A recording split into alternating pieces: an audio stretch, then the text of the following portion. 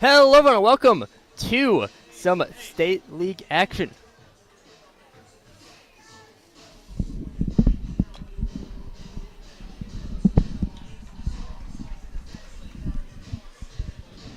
Hello everybody and welcome to Sheboygan A's Baseball. My name is Mike Martin. Joining me in the broadcast will be Charlie Heim and Lucas Schulze. Tonight, big game.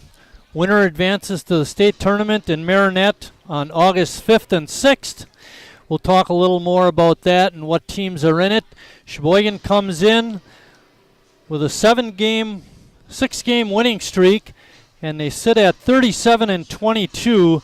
They won 7 of their last 10 games, and in the month of July they were 16-8. Tonight they play the Kenosha Kings. Kenosha won their playoff game to advance over Burlington 2-0 last night.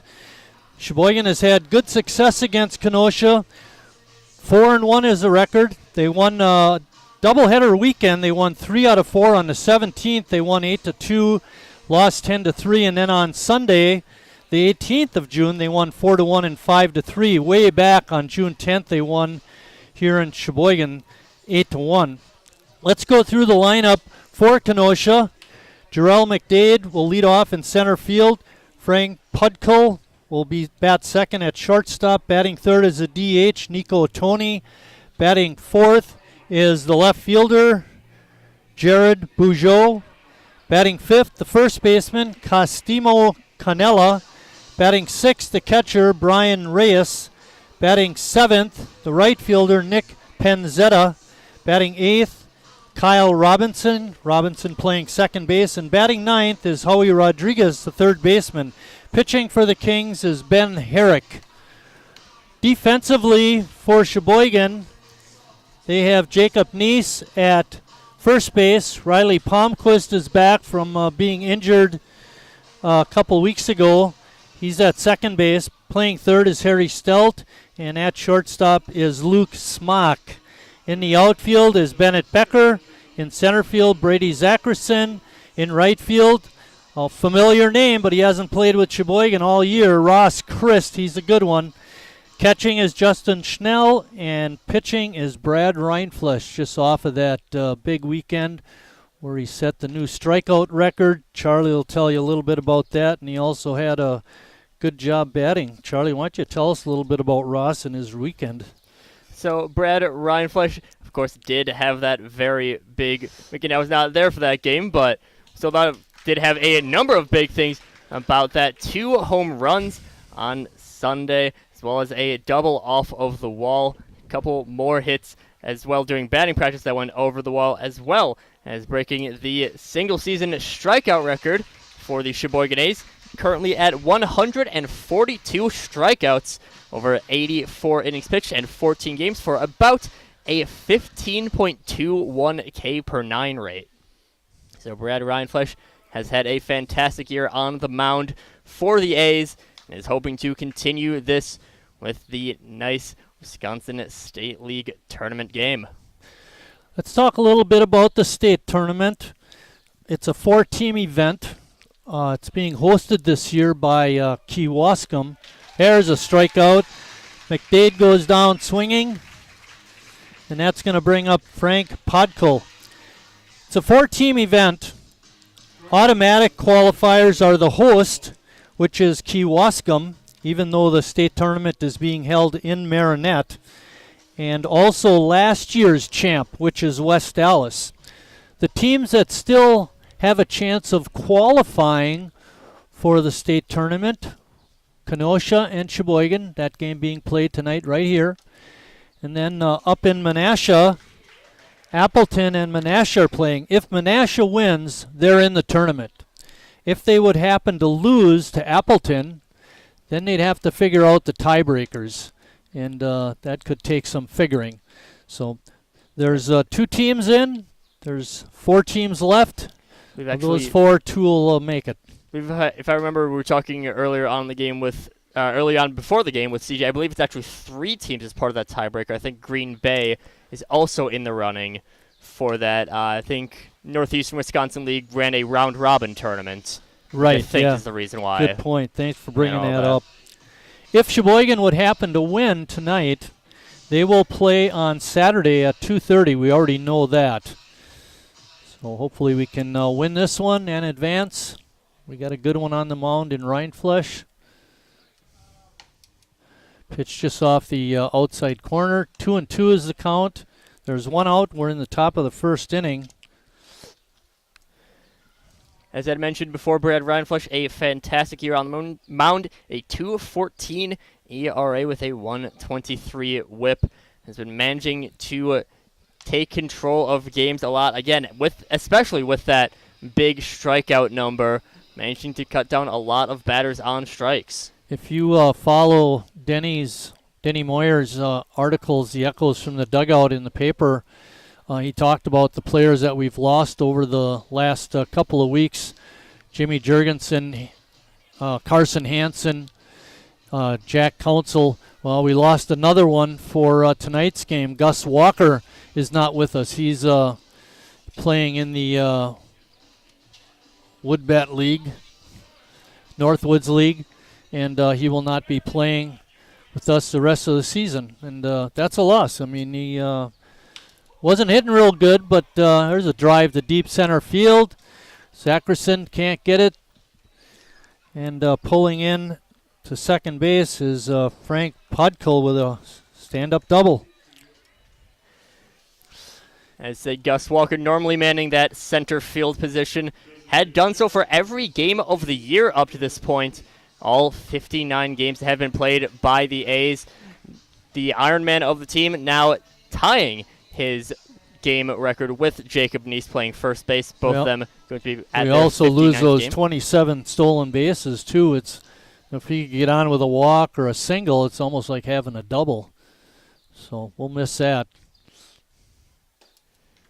That's one where, with that ball that was hit pretty deep into center field, I think maybe Gus Walker has a chance at it pretty well. Does have a lot of speed. Brady Zackerson, of course, very speedy out there in the outfield as well, but used to right field, maybe not quite getting the exact same kind of reads that you would get when you're out there. Yeah, there's definitely a difference between right field and center field.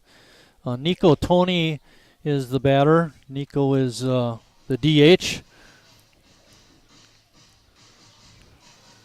We got word that Kenosha wearing brand new jerseys tonight.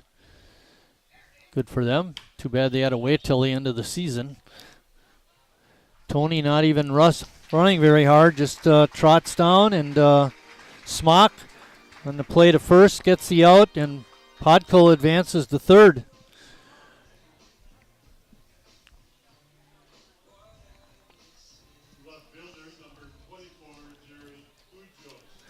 Jared Bujoz, the left fielder, is up next. Like I mentioned, Sheboygan with a lot of success against Kenosha. 4-1 this year. Hopefully we can keep that going.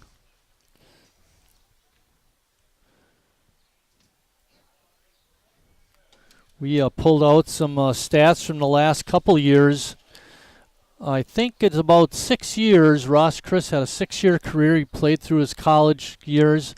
Then a couple of years after, maybe he went for a master's degree, Charlie. But after last season, he let the A's know that he probably wouldn't be playing. He was going to get a job out of the area. Be pretty inconvenient to have to drive, back here for 40 or 50 games. But he's a good one. Is that it's someone who does have a lot of experience, can bring up some of his stats during his at-bat. He is set to bat second in the bottom of the frame. I believe in one of his 6 years, he was actually voted the MVP. And the unseed Harry, it's quite a task. And we're not quite sure if he's played too much overall this year, has not played with Sheboygan at all this year. Ball is popped up behind home plate. Schnell makes the catch, and that's out number 3. And that ends the top half of the first for Kenosha. When we come back, we'll have the starting batting order for Sheboygan.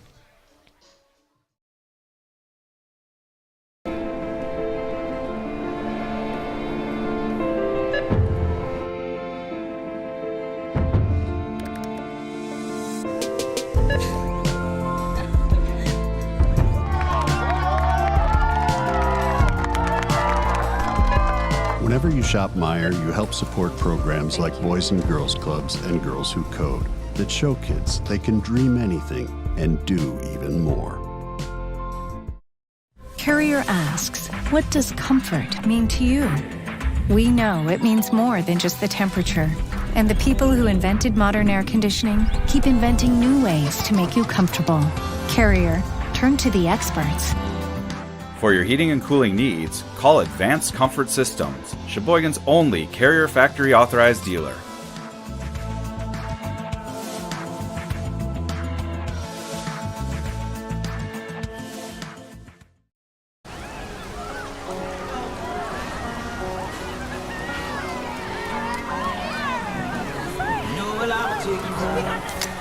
Cold beer on a Friday night, a pair of jeans that fit just right, and the radio.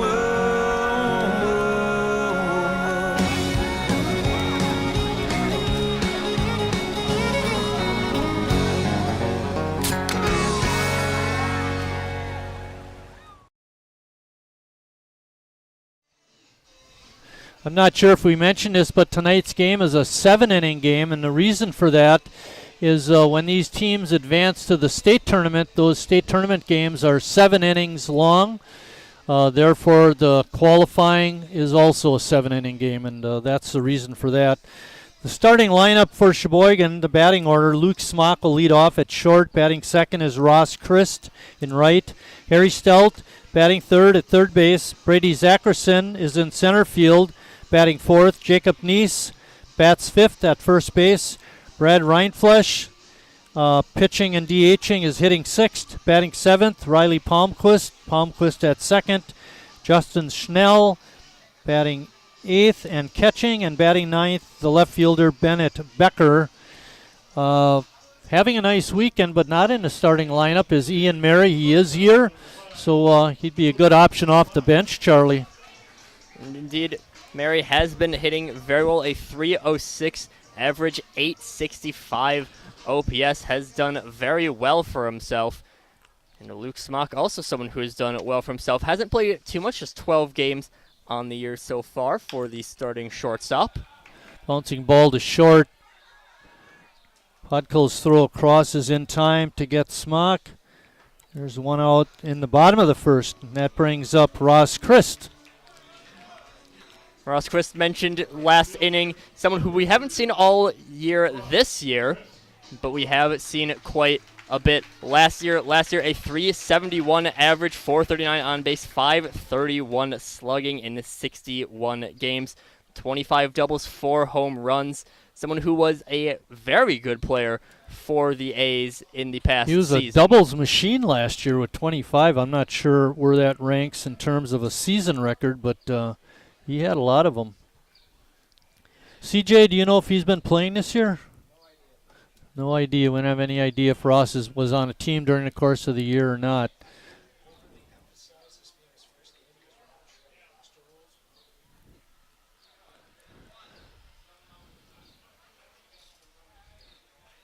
Ross, a good cut, fouled it off.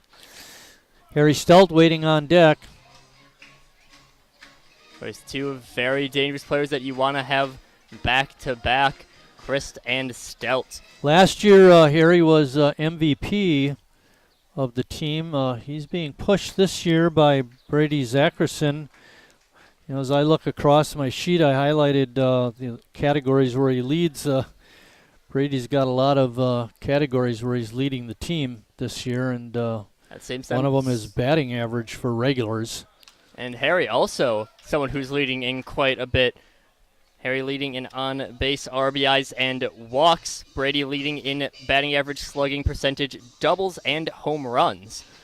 Also picked up another triple. I believe he leads in triples, too, with 3. Yes, he does. I did not mark that one down. Pitch just off the outside corner, makes it 3-2. There is one out. We're in the bottom of the first inning, no score. A 7-inning game tonight.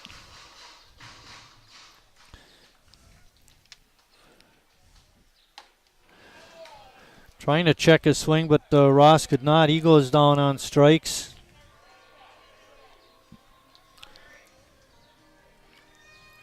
Like Charlie mentioned, Harry leading the team in walks. He's also hitting .325. That average has gone up. 50 RBIs is impressive. Harry's someone who's had a weird year for his standards. Started off the season not really getting too many hits, but still getting on base very well. Now still, he's gotten the hits back up. He's still walking at a very good rate, and he's leading the team in RBIs as well. Someone who is doing very well for himself at the plate. Harry fouls that one off. Evens the count at 1-1. There's 2 outs. We're in the bottom of the first inning. Winner of this game moves on to the state tournament in Marinette.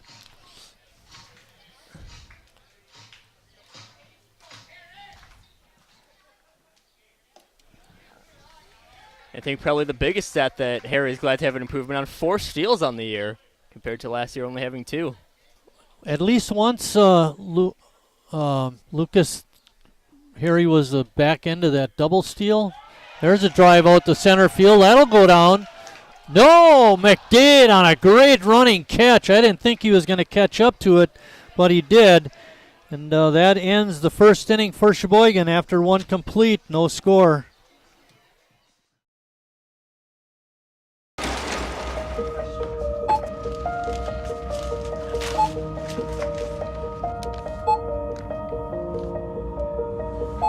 Whenever you shop Meijer, you don't just feed yourself or your family. You help support programs like Simply Give that feed our neighbors in need. Thank you.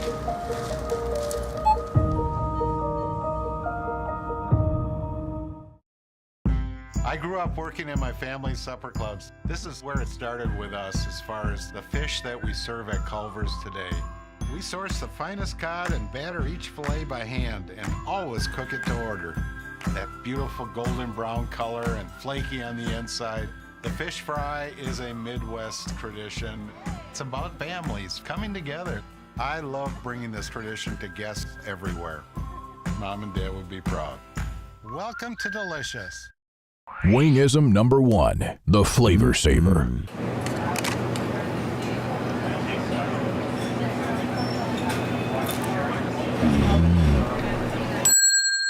Legend Larry's, the definition of flavor.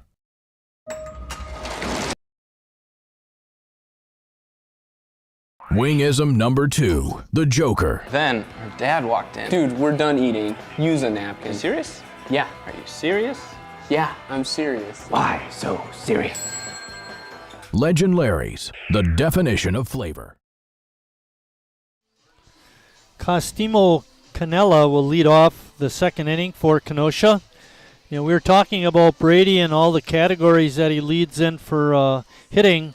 Brad Reinflesch leads in a ton of the categories. We're not going to go through all of them, but Charlie mentioned a few. He is certainly a strong candidate for Pitcher of the Year for this season. And he loves the pitch. He doesn't want to get taken out, and we saw that several times through the course of the year. Right, as you said, someone who's definitely in contention. And it does come to the question of whether the extra innings do mean more. Jared Rocklatis does have a lower ERA, but Brad Reinflesch, quite a few more innings coming into this game. A lot more games played, too. He's played in 14 games with 11 starts. I think Jared is next with 8. If I do my math right, I believe that's 26 more innings, roughly. Good breaking ball, swung on and missed, makes the count. No balls and 2 strikes.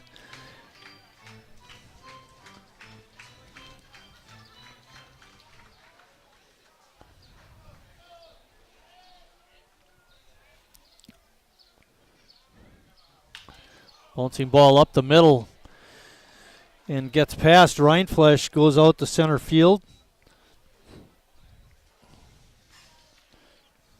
And took a pretty big hop off of the mound.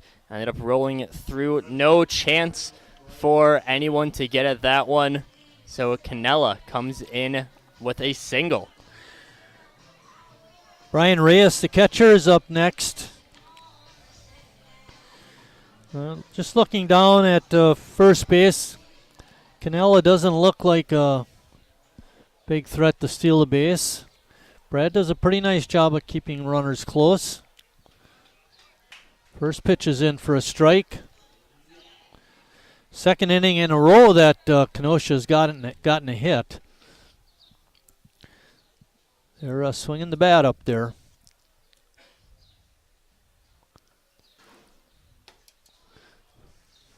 Defensively, Sheboygan in good shape with Harry at third and Smock at short. Riley has played a lot of second base, a lot of middle infield really, so he's a good one. And Jacob, as the season has worn along, has gotten better over at first base. Jake really started off the year kind of in a platoon role with Jimmy Jurgensen. One game Jimmy would play at first and Jacob would DH, then they'd switch it for the next game. Well, it was almost like a three-way deal because Harry and Jimmy and Nice would all rotate around playing first and third or DHing. That was another spot those guys have filled.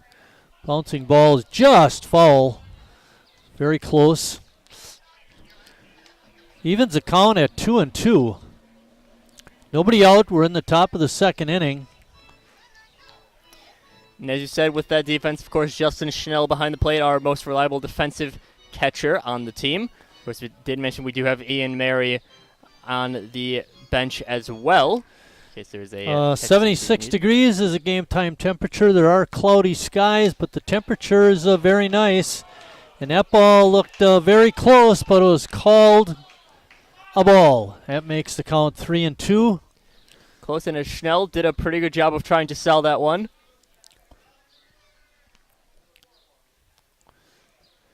3-2 pitch coming up.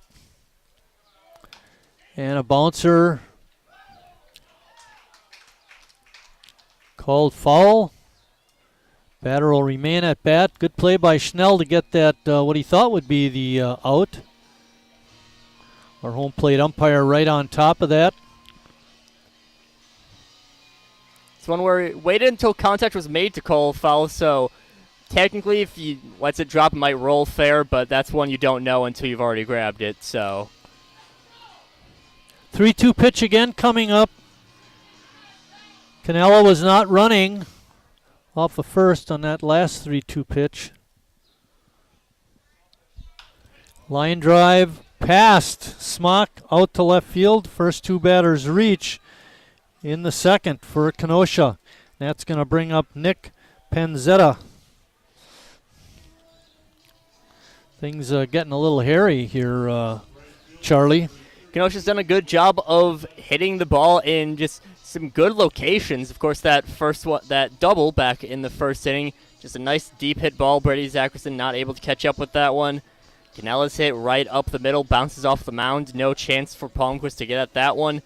And then Reyes, just a nice looping liner between the left side of the infield. Harry even with the bag at third, as is Nice over at first. Harry takes a couple steps back now. I don't think they're expecting now Zeta to bunt. Double play would look nice.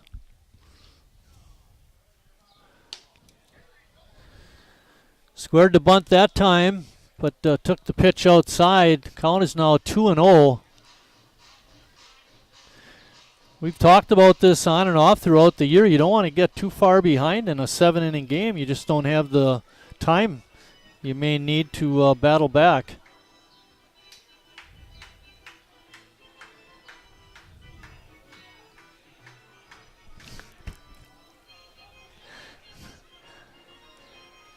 Dave Flynn in the house tonight. And a pretty good crowd all around tonight as well. Yeah, not too bad. You're right. Kenosha, good crowd on the Kenosha side of the benches. Another pitch, a ball, makes it 3-0. Things are not looking good right now. Brad did a good job in his start on Sunday. He was around the plate almost all the time. Only had a couple of walks in 5 innings. Panzetta squaring the bunt, takes the pitch for ball 4, and that loads the bases with nobody out. Kyle Robinson, the second baseman and number 8 hitter in the Kings order, is up.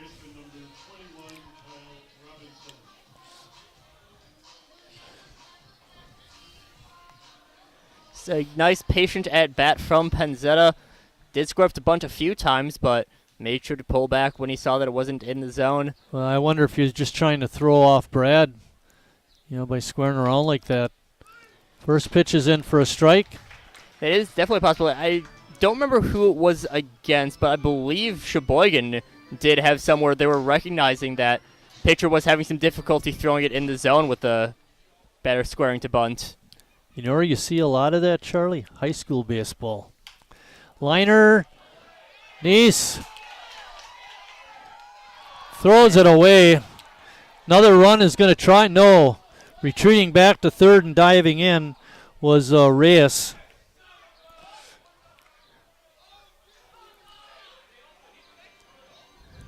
Neese grabbed the ball at first base, made an outstanding play, and I believe he got the batter out. Believe what the call but is. But the umpires are going to talk about it. Yeah, see what happened here. What I'm thinking the call is that it was a grounder that he got on the dive, tagged the bag, got the runner out.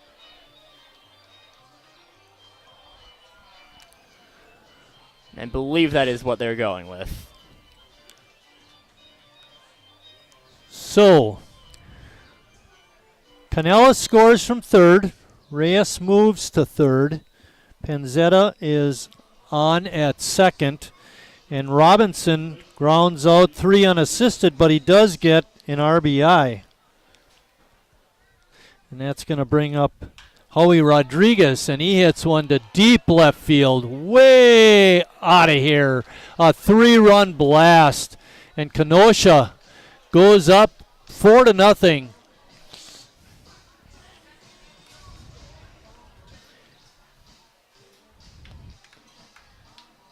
Really just 2 very difficult plays for Brad Rindfleisch to get through what was nearly a double play, perhaps by just a few inches off of the ground. Ends up turning into 4 runs right back to back to back. Oh, my. That ball was tagged. It was hit very well. Becker had a couple of steps on it before realizing that was long gone. It's going to bring up Jarrell McDade.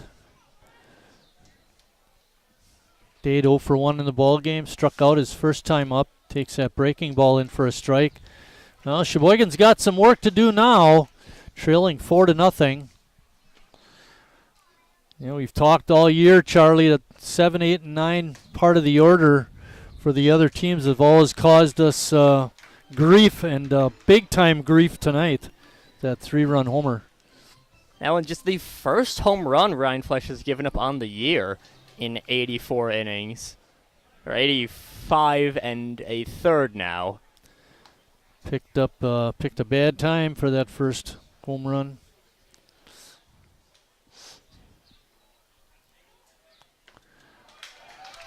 Dade goes down swinging. That's the second out of the inning. A very nice bounce back at bat for Rindfleisch. Not going to let the home run disturb him too much. Gets right back, gets a strikeout on a nice breaking ball, and brings it back up to Frank Podkel. Podkel is up. Podkel doubled his first time.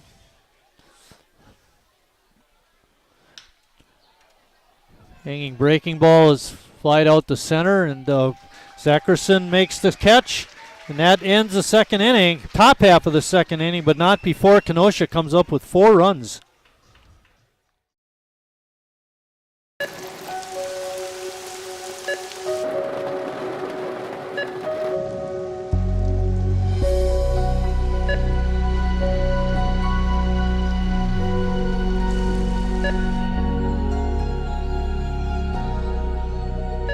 Whenever you shop Meijer, you help support organizations like Hope House Mission and New Hope Shelter that give people around here warmth, shelter, and care. Me spells the great taste of Sheboygan. What does it take to stay in business for 75 years? It's not only featuring USDA choice beef. It's not caring about every single one of our 30 varieties of bratwurst. Nope. After being family-owned for 3 generations, we've learned it's about you. At Miesfeld's Market, we give back to the community, and our customers always come first. Since 1941, we've been feeding our neighbors, so come by and see what we've got today. Wingism number 3, the Peter Heater. Oh, so hot. Oh, so hot! Legend Larry's, the definition of flavor. Wingism number 4, tea time. What are you, having tea with the queen?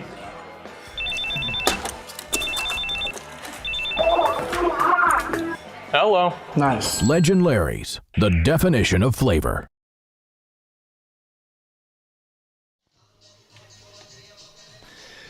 Getting ready to start second inning action for Sheboygan. They trail it 4-0. Big blast being Howie Rodriguez, the number 9 hitter, hitting a 3-run home run, a no-doubter. It was way out of here to left center field. Brady Zackerson, good person to have up to start a rally. And then following him will be Jacob Neese, and then Brad Reinflesch coming off a hot weekend with Charlie mentioned, a couple of home runs over the weekend. Mentioned earlier, Brady pretty much leading in almost every single counting stat on the batting end for Sheboygan. Has the most doubles, has the most hits, has the most triples, most home runs. All helping him out to a .341 average with a .553 slugging.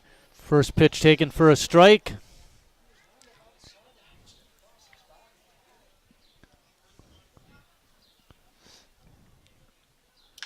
That ball is hit hard to left field, and that's another no-doubter. Oh, my.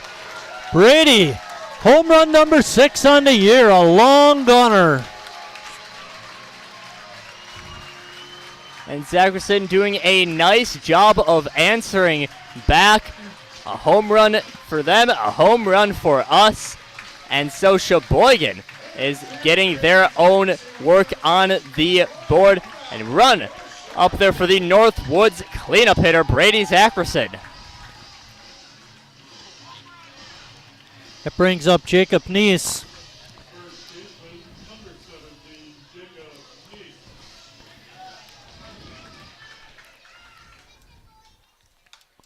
Neese steps in. He's hitting 247, I believe.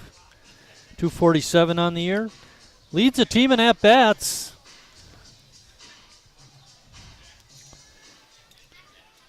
He's in his 59th game of the year. Tied for most on the team with Gus Walker, who we will not be seeing anymore on the year. Neese with 4 home runs. Zackerson now with 6.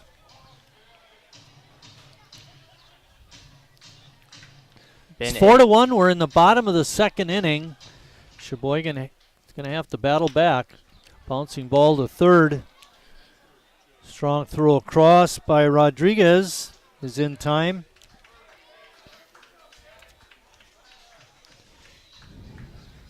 Brad Reinflesch up next.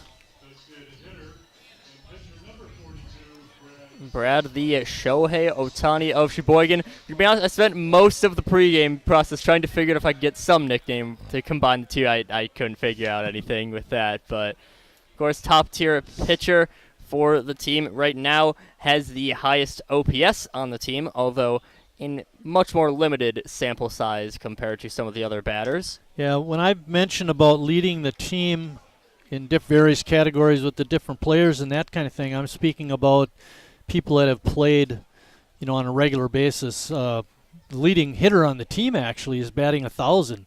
T.J. Roberts, he is 1 for 1. I believe even that ball is caught in foul ground, and that ends Brad Reinflesch's at bat, unfortunately. That'll bring up Riley Palmquist. Nice to see Riley back. He was, you weren't here that day, Charlie, but Riley was our rapid fire questions guy, and That was a couple days ago. He looked pretty good then. Nice to see that he's back and able to play. I believe it was the game right before I was gone that he had the injury happen to him. Yeah, so. hit that foul ball, bounced up and hit him in the eye socket. Of course, always a good thing to see him back in action. Back in the starting Hey, Charlie, lineup. it's even nice to see you back in action.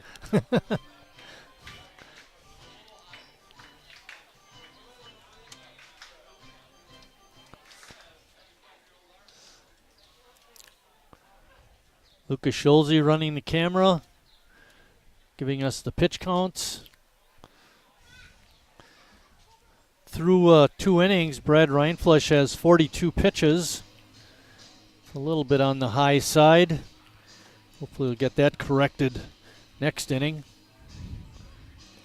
Of course, Reinfleisch, not a stranger to high pitch counts. Seen him in the definitely not that. 140s, 150s. We've seen him go up to games. I think we had a 170 on one of the first games that we had the full pitch count on him. Eric's pitch is up high, makes the count 1 ball and 2 strikes.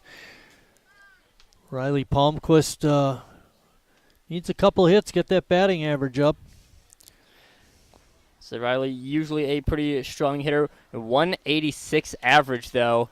Something that the team, just as a whole for Sheboygan, has not quite done as well as they did last year. This year, only a 263 average, which still is pretty good overall. Last year hit 285, so he's up almost 100 points lower than last year. Little tapper out to first baseman and not able to get there in time. Give Riley a base hit.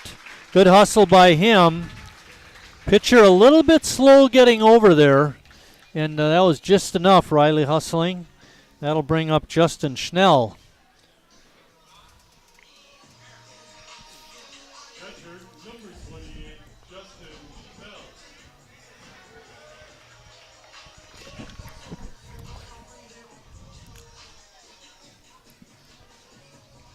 Schnell, someone who, again, hasn't been too much of a hitter overall in terms of average, but he still can make a lot of at-bats count. Has had a couple of home runs has a home run on the year.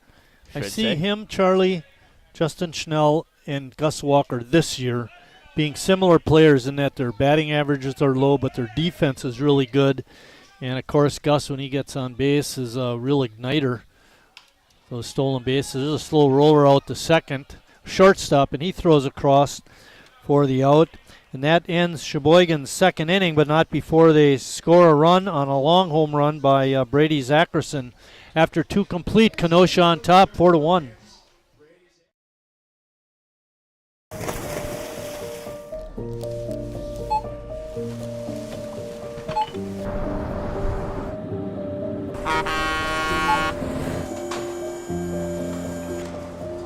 Whenever you shop Meijer, you shop for more than yourself.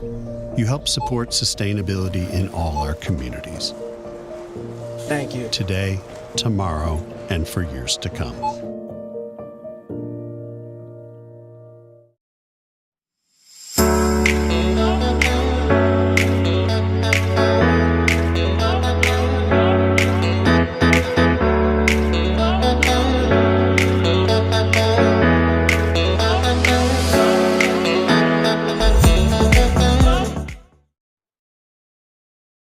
At Northwoods, we are a family. And like your family, our main concern is safety. As a leader in the cleaning and sanitation industry, we're doing our utmost to support and supply essential cleaning, sanitizing, and maintenance products to your family and business. And we're introducing new products, like our Cool Water Personal Hand Sanitizer with essential oils. Our thoughts and prayers go out to everyone affected by COVID-19. At Northwoods, we're protecting you through this pandemic and the next.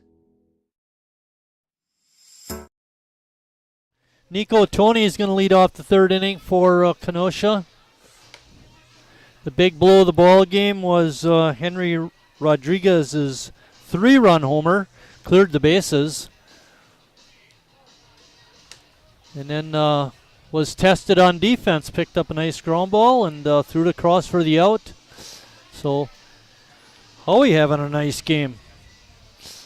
This one, after that first inning, didn't seem like it would be too much offense. And, of course, Frank Podkel did have that big double. But other than that, 7 batters between both sides. And then you get 5 runs between both sides, including 2 big home runs. Lucas mentioned that Zacharson's home run was his 3rd in the last 4 games. So in the game that he didn't hit a home run, I think he had 3 base hits. Check down to first base. Not a swing. So the count stands at 1-1. There's nobody out. We're in the top of the 3rd inning. Wind is blowing out briskly to left field. Don't quite remember if that's how it was still blowing back with both those home runs, but I was just thinking that I think Brady's was just blasted. I think both and of them Rodriguez the same thing. I mean, it was a no-doubter. They knew right away. Pitch just a little bit outside. Schnell getting a little frustrated. They're not getting that outside corner. And it also makes the count 3-1. Schnell has done a good job of framing. Just home plate umpire has not been biting on these. Ball popped up, but it's going to be out of play.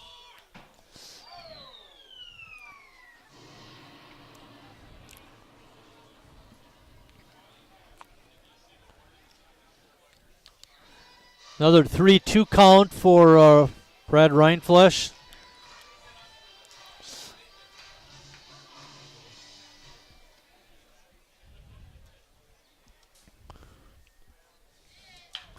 That ball is scalded out to left field.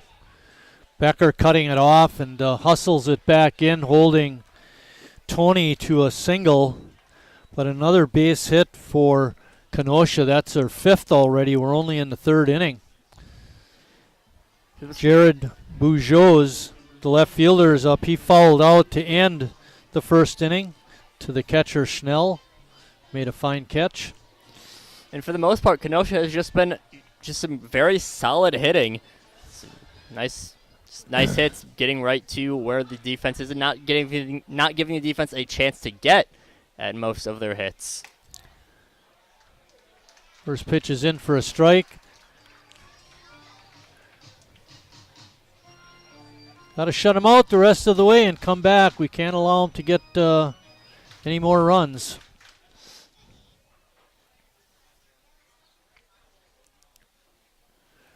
Reinflesch with a long set, trying to keep the runner close at first. Holding on to something that Sheboygan has mostly done pretty well. 69 stolen bases given up on the 59-game season. So has been able to prevent extra bases from being given up from theft. That pitch is a ball. It's 2-1. Tony looks pretty intense over there. Takes a little bit of a lead. Looks like he's going to go, but he hasn't yet. Breaking ball. Not called a strike. That looked pretty good. 3-1.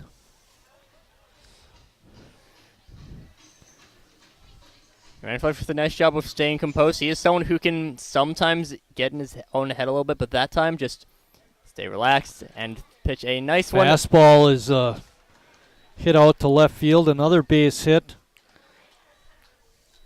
And Kenosha threatening again, getting their first 2 hitters on with singles, just like they did in the second when they scored 4 runs.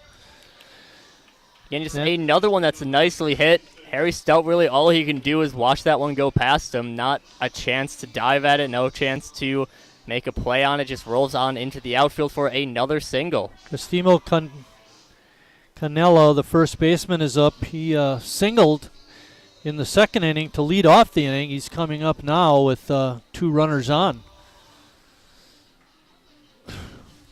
Bit of a delay. The umpire is tying his shoelaces. Looks like he's set to go. Were you able to change that camera angle quick enough, Lucas, so we could see him?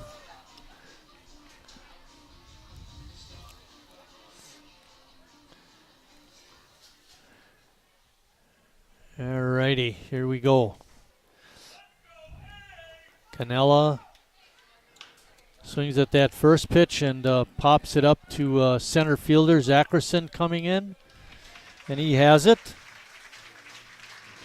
And that's going to bring up Brian Reyes. Reyes also singled in the second. Right off the bat, Canella knew that that was not a very well hit ball. Just popped pretty much straight up into the air. Ends up sailing out into shallow center field. Zackerson, no difficulty in that grab. Umpires signaling to each other, keeping in contact, letting them know, get the infield fly rule in effect if it's hit up in the air in the infield.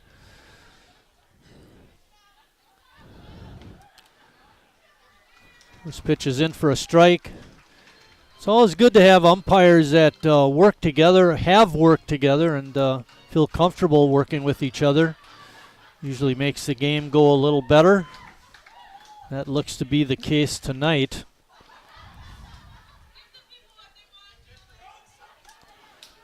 We're seeing that early discussion regarding that bit of an awkward play at the last inning, at the play over at first. So, have a quick discussion.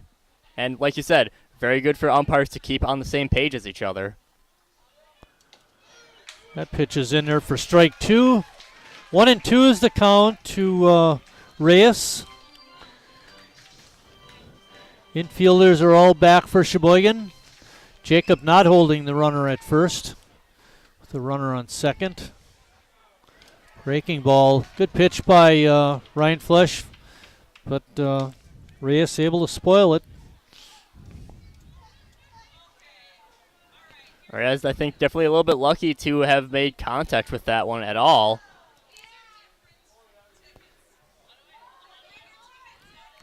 Getting all those 50-50 tickets sold down below. Swing and a miss. Good breaking ball again by Ryan Flesch. And Reyes is down on strikes. That's strikeout number 3. And that's going to bring up Nick Penzetta.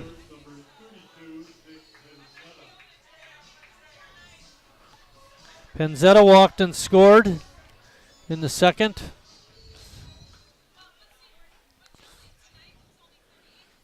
Got to stay sharp out there, Brad. We got to get this third out. Tony is on at second. Bujo's on at first. And Penzetta is at the plate batting. Breaking ball is on the inside corner for a strike. Tony and Bujos, the leadoff batters of the inning, so a nice job from Ryan Flesch to get 2 outs without allowing the runners to move any further than where they've gotten so far. Pitch must have been a little bit high. Was close. That pitch evens the count now, 1-1. Sheboygan trails at 4-1.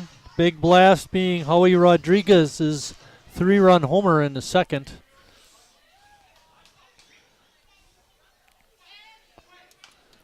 Breaking ball is popped up, foul, and out of play.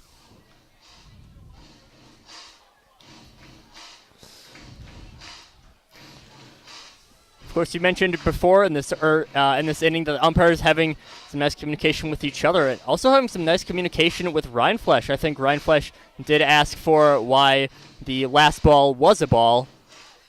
Did get an answer. 1-2 pitch coming up. There's 2 outs. Trying to get that third out. That pitch gets by Schnell. That pass ball will allow both runners to move up a base. Strikeout would look real good now. It's 2-2, but there are 2 outs.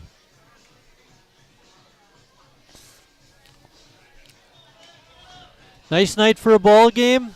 Hopefully Sheboygan can win. They'll advance to the state tournament on Saturday. If they win tonight, they'll play 2:30 on Saturday afternoon in Marinette. Even though Kewaskum is considered the host team.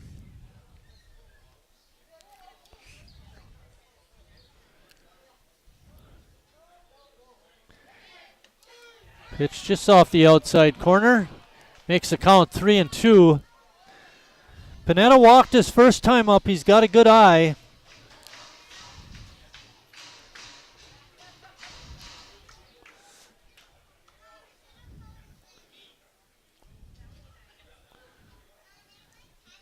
Runners will be running on this pitch. No, they won't. They're on second and third.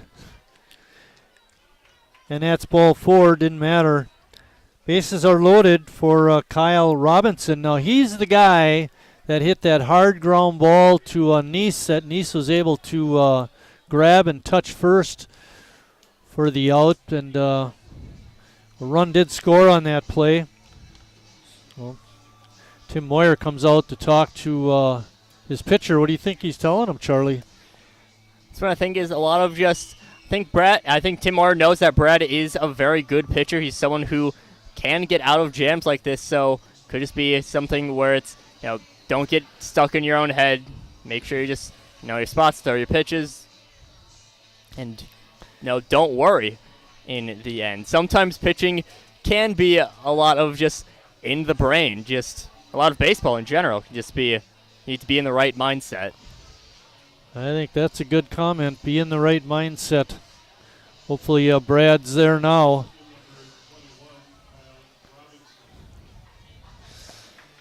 Kyle Robinson's going to step in. He does have an RBI on that ground out. The other 3 belong to Rodriguez. Bases are loaded. 2 outs. Reinfeld's first pitch is hit up in the air to center field short. Zacherson's got it measured and catches it. And that ends the 3rd inning. Good pitching by Reinfeld to get out of that jam. After 2.5, however, Kenosha still leads.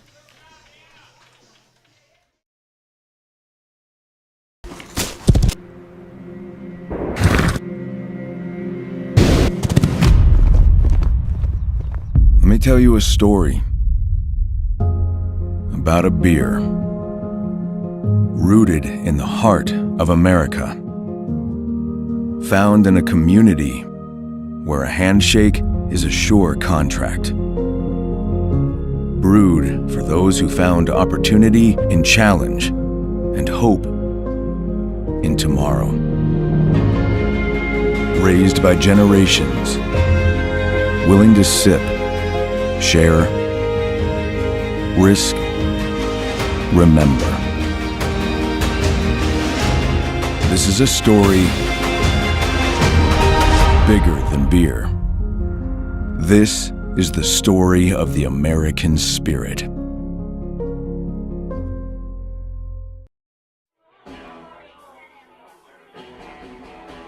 All right, guys, we got teriyaki, honey barbecue, and mild. Enjoy.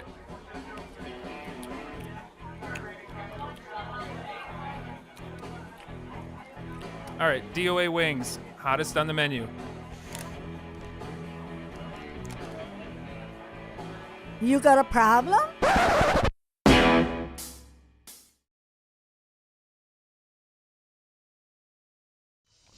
Ben Herrick is finishing up his warm-up pitchers. Leading off the 3rd inning for Sheboygan will be Bennett Becker. But Charlie's got some information regarding Brad Reinflush. Brad Reinflush, of course, we do know him as someone who can throw a lot of pitches in a single game, someone who can really be as a workhorse. And we did mention that he broke the record for season strikeouts, just this past Sunday, threw 84 pitches in 5 innings. So not all too much rest between then and now. So still a little bit of fatigue on the arm, potentially from that game back on Sunday. He's got 66 in this game so far. So if you take those 2 numbers together, 150 pitches. And that's pretty many. And you might think, well, he's used to throwing a lot of pitches. Yes, he is. But sometimes as you throw more pitches, your effectiveness goes down. And the way Kenosha's been hitting the ball off of him so far, No, that could prove to be troublesome.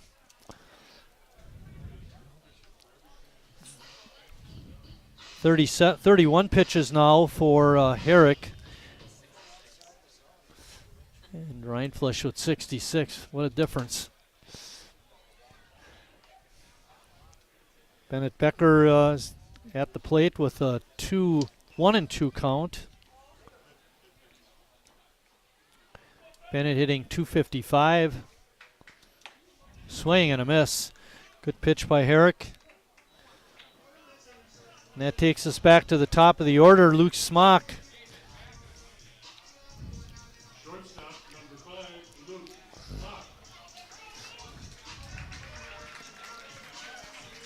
Smock, someone who has been a very nice addition to the Sheboygan A's roster for this final stretch of the year. Mentioned before, I believe, he is hitting .313. Oh boy. Smock takes that first pitch for a strike. Looks like the pitches that Brad Rindfleisch is not getting, Herrick is getting. 1-1 is the count.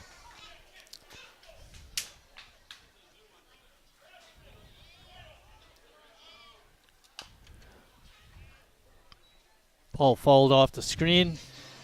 Just saying before, Luke Smock, .313 average, .365 on base, and being a very solid fielder out there at shortstop. Some good speed on him as well with 5 stolen bases. Someone who can really be a dynamo for the A's. Bouncing ball to short again.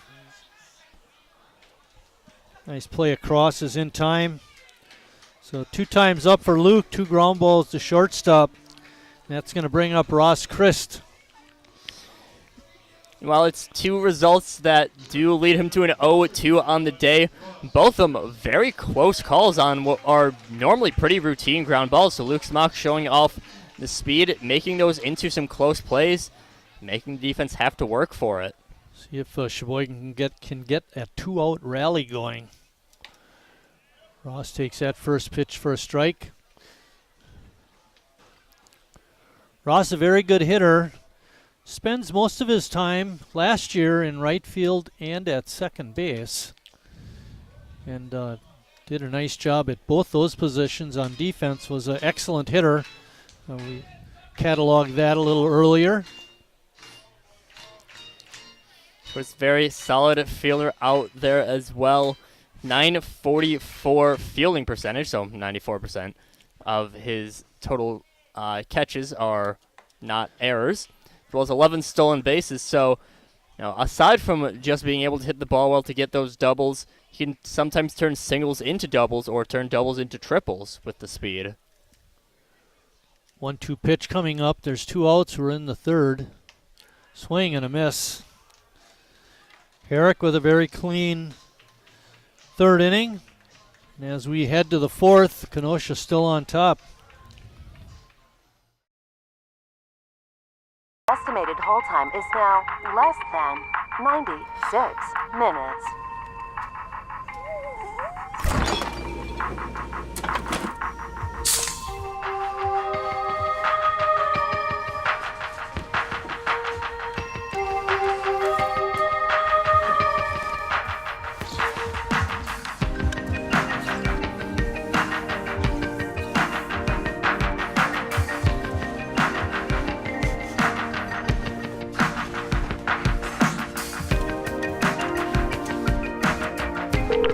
We thank you for your patience.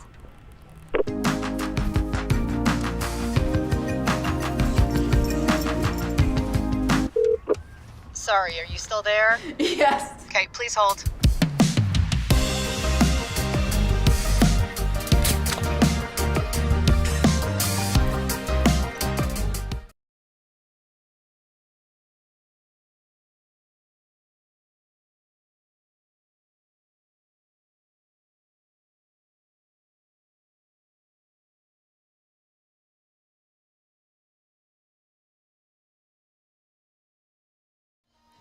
Kenosha ready to begin their top of the fourth inning. Howie Rodriguez, Gerald McDade, and Frank Podkul ready to lead off for the Kings. Of course, Howie Rodriguez had the big fly back in the second that really broke this game open for Kenosha.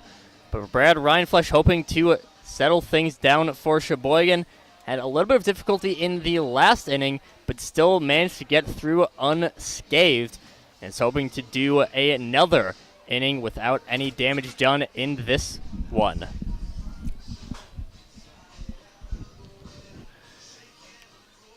Did you mention that Henry Rodriguez is going to lead it off? It's nice to see him come to bat with nobody on base.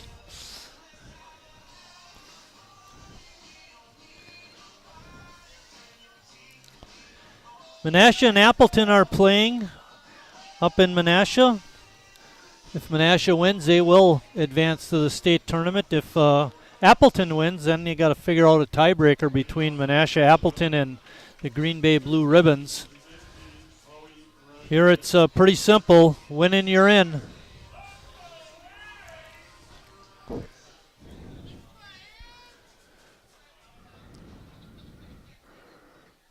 Reinflesch's first pitch is a ball. Had a chance to step out of the booth and talk with Dave Flynn.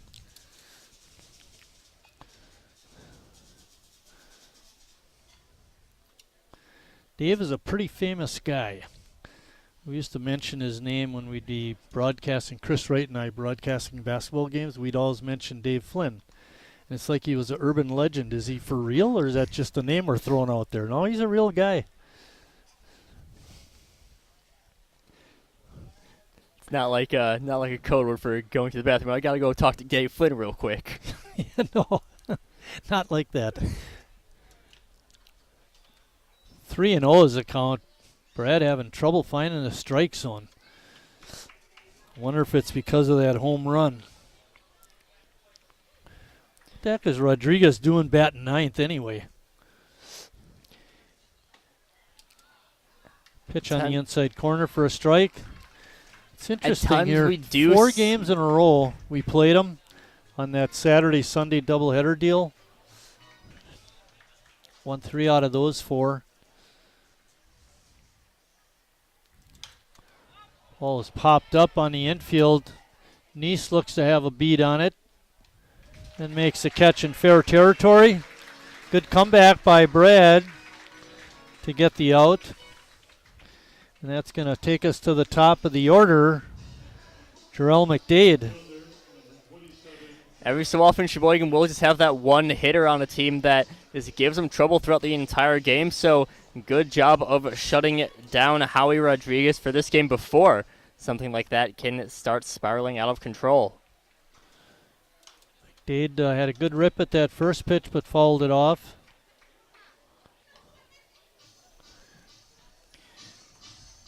McDade, someone who we have seen have some pretty good speed already in this game, robbed Harry Stelt of a base hit just with the fleet feet. Has been kept Breaking off. Ball is inside, just missing.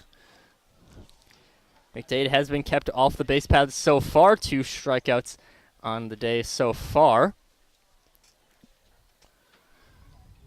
So Charlie, if you're McDade and you're up there hitting after 2 strikeouts, what are you looking to do?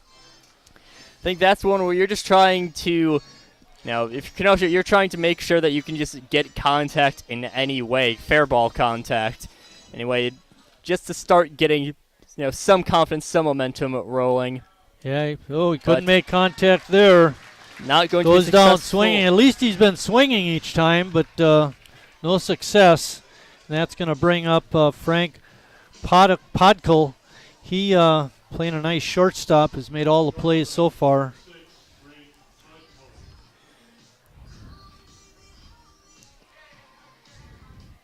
Podkel been made to work with what are normally some routine plays, but some speed from Luke Smock, making them some difficult, hard throws. Frank is 1 for 2 in the ball game. Double to left center field. And flew out to center field his second time up. Kenosha on top, 4-1. Sheboygan looking to come back in their half of the 4th inning. They'll have Harry Zackerson and Neese up. 3, 4, and 5 hitters. Pitch is up just a little bit.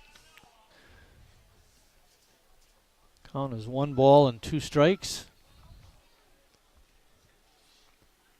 It's one where even though it was called a ball, Schnell very, very happy with that pitch. One that it's close enough that right at the border of ball or strike. That time Brad dropped down to throw that pitch, hoping to fool the hitter, but Podkel was able to make contact and foul it off, spoiling that 2-strike pitch.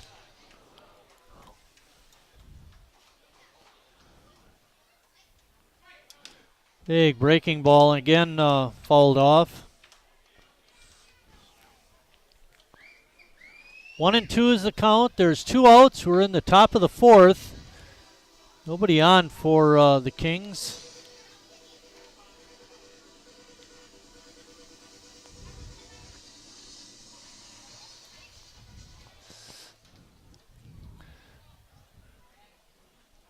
Swing and a miss, strike 3, and that ends the Kenosha 4th inning.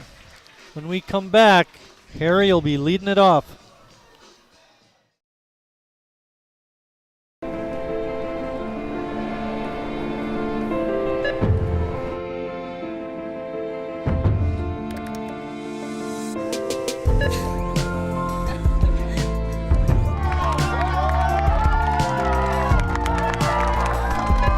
Whenever you shop Meijer, you help support programs like Boys and Girls Clubs and Girls Who Code that show kids they can dream anything and do even more.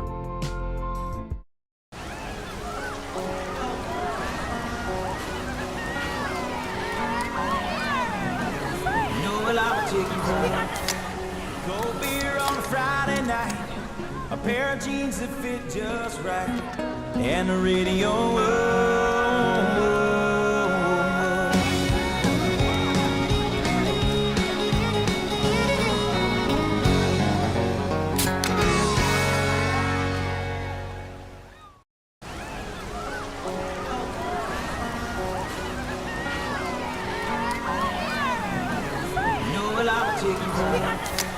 Cold beer on a Friday night, a pair of jeans that fit just right, and the radio.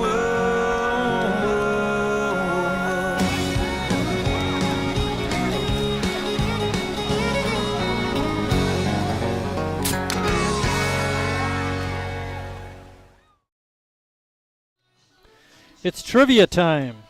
A's Hall of Famer Jason Bartelt holds the record for stolen bases in a game. How many did he have?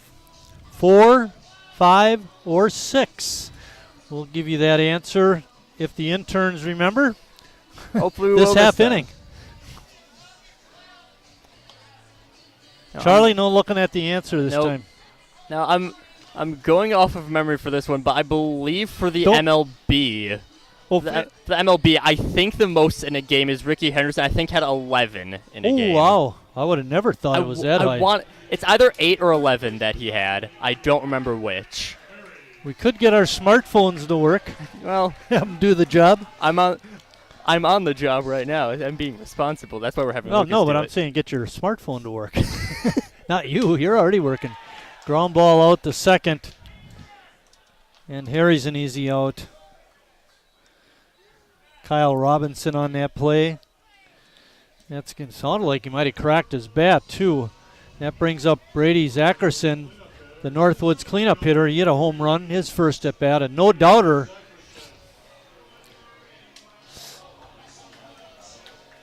Hopefully he can do that again.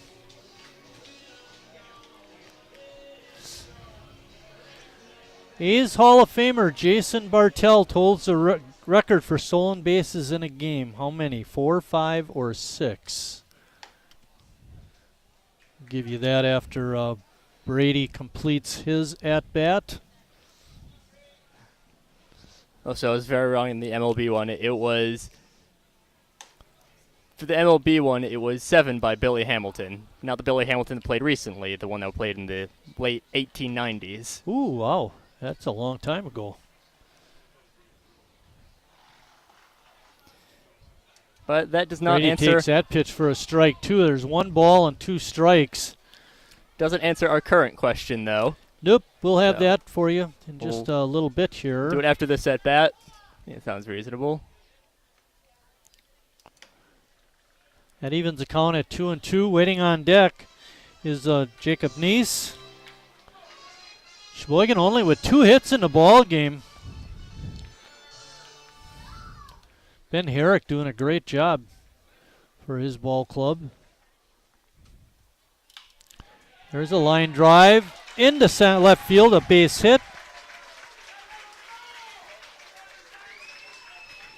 A's Hall of Famer Jason Bartelt holds the record for stolen bases in a game. How many did he have? The answer is 6. 6 stolen bases in a game is the single game record. I don't think we'll see that broken tonight, the way things are going. Yeah, 7-inning game gets a little bit difficult for that. Jacob Neese is up. Neese grounded to third. Howie Rodriguez making a nice play.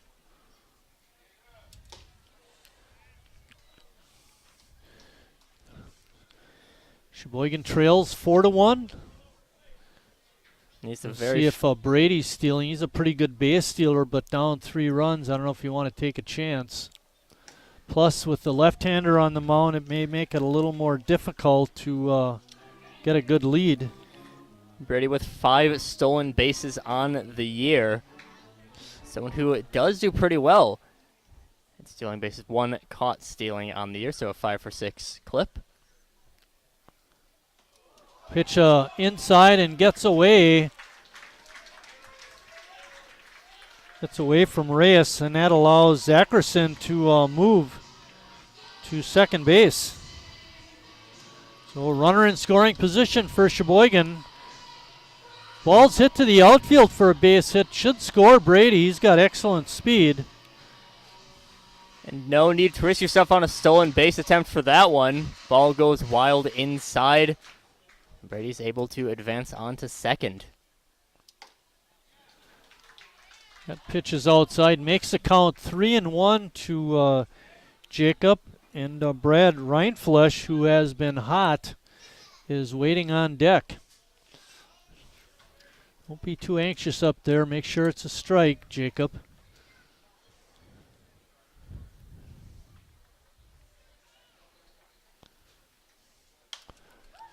Good fastball, and Jacob, all he can do is foul it off.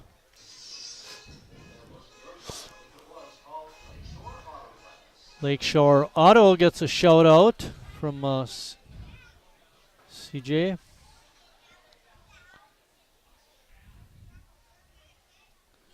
Three-two pitch coming up.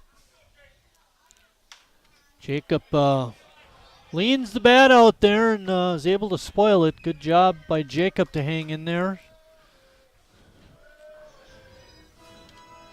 Good chance to score a run with that runner, Zackerson, out at second base and only 1 out.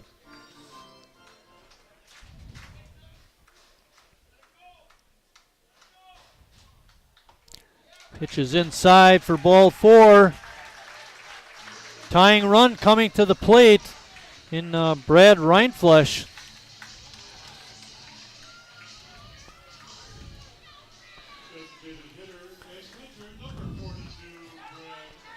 And the wind is blowing out to left field. A little more briskly now that Brad got in the batter's box. Pitch is called a strike. No balls and 1 strike.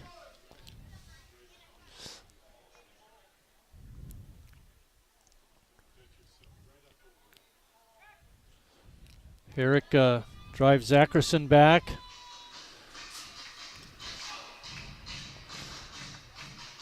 Home plate umpire making some contested calls in this game so far. They're only contested by the fans and the populace up here in the press box. Otherwise, he's calling a heck of a game. 1-1 is the count. Reinflesch swings and fouls that one right into the mitt of Reyes. So he's sitting with a 1-2 count. He's going to have to battle up there. Riley Palmquist waiting on deck. Ryan Flesh, someone who got a little bit of a slow introduction into the home run column on this year, but made a very explosive introduction.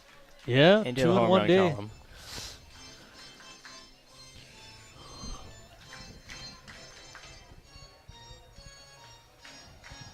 I want to say you are one of only 2 multi-home run games, I think, on the year for Sheboygan. 1-2 pitch coming up. Brad takes that one very close, but called the ball. Good eye by Ryan Flesh. 2-2 is the count.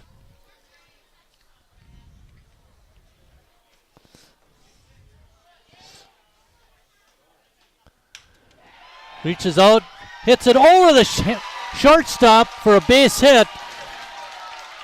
McDade fumbles the ball, and Brady will come home and score.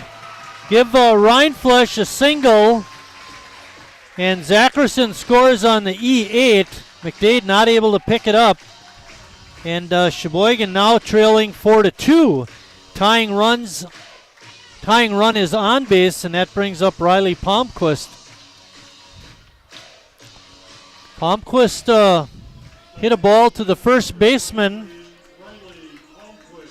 Canella, who made the play, but Herrick was a little late covering, and Riley beat it out for an infield single. Great opportunity for Sheboygan to score some more runs. That hit there by Ryan Flesh is a very, very solid hit. Just barely getting over the glove of the shortstop Podicle. Ends up dropping, and of course McDade not able to cleanly come up with it. Allows Zackerson to easily score. Pitch in the dirt. It's going to allow both runners to move up. That one's a wild pitch. Pitch in the dirt. Now it's really important for Riley to make contact. Count is 1-1. There's still only 1 out, and the A's have runners on second and third. Rindfleisch on second represents the tying run.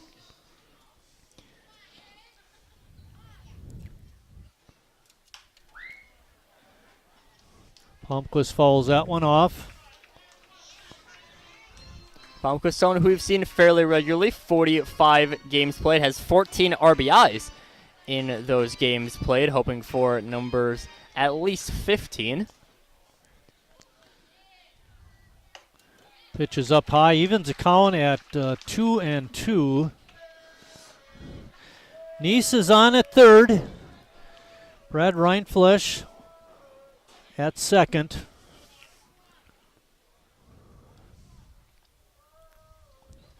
Herrick getting ready to deliver that 2-2 pitch, and then time is called by the home plate umpire. I think Riley asked for time.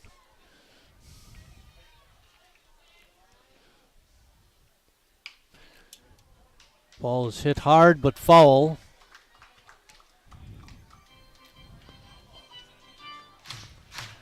Two and two is the count. There's 1 out. Sheboygan trailing 4-2.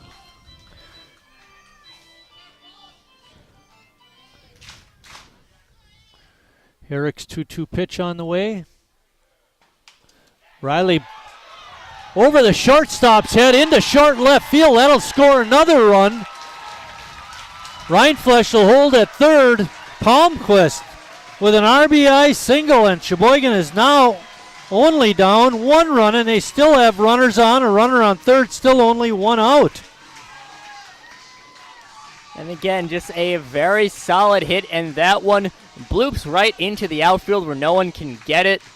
And it was a pretty good job of picking up by Bujos, but not enough to get to prevent Neese We from scoring. talked about that Bermuda Triangle several times during the season, Charlie. That's a good spot to get a base hit. Oh. 65 pitches for Herrick. And they're bringing in a relief pitcher.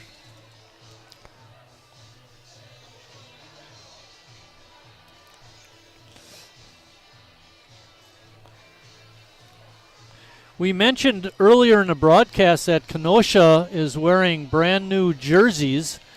The problem with that is they don't have enough for every player. So what happens, or what could happen, is during the course of the game, they make a substitution. The kid that's sitting out may have to switch jerseys with the starter.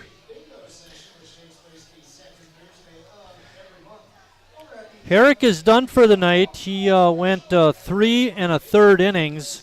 We'll give you a little more information on his outing in just a minute.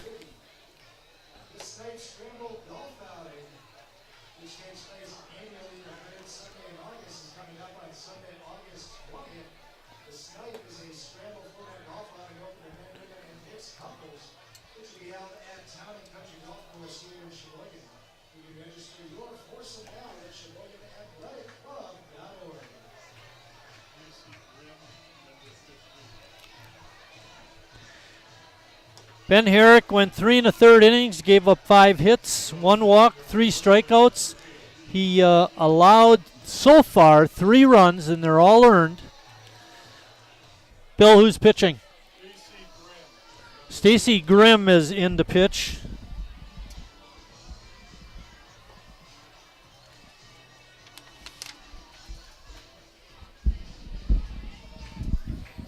Another left-hander.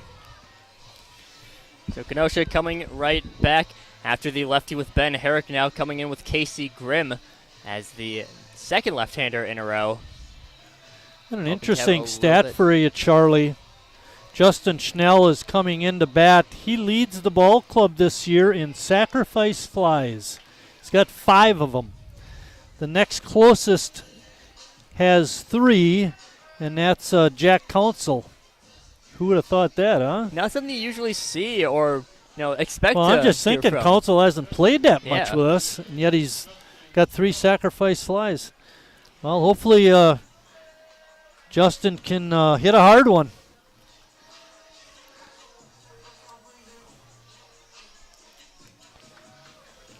Herrick is responsible for the 2 runners on. Sheboygan has 2 in. We're in the bottom of the 4th of a 7-inning game. Justin takes that first pitch up high. Pressure's on Reyes, also the Kenosha catcher. Keep that ball in front of him, not allow Rindfleisch to score. Good pitch by Grimm in there for a strike. Evens the count at 1-1. The winner of this ball game advances to the state tournament. The big thing with Schnell is that he doesn't have the most impressive There's a ball average. That's drilled, but foul. Oh, my. That ball was really scalded. Too bad it couldn't have been fair. Schnell, not someone who has the highest average on the year, but as we saw with that one, hits the ball very hard. And, of course, do need that to have as many sac flies as he does have. Of course, he does have a home run as one of his less hits than he'd like, I'll say. 1-2 pitch coming up. And that pitch is called. Strike 3 right on the inside corner. And now there's 2 outs for Bennett Becker. Becker's had big hits several times this year. He's up to the task in these kinds of spots. Palmquist is on at first. First pitch, a good fastball by Stacy Grimm is in for a strike. I don't see Palmquist trying to seal a base in this situation.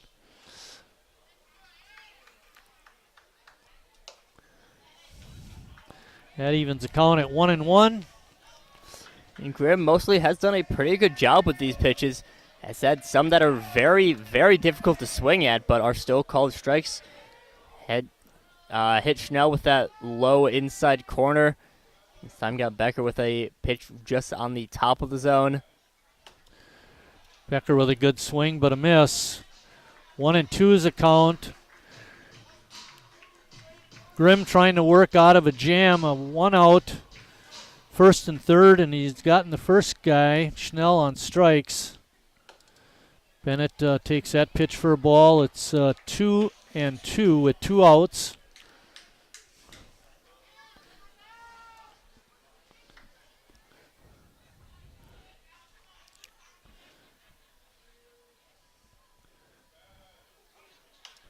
Becker fouls that one off. Palmquist was on the move on that pitch. We'll do it all over again. It's 2-2 with 2 outs.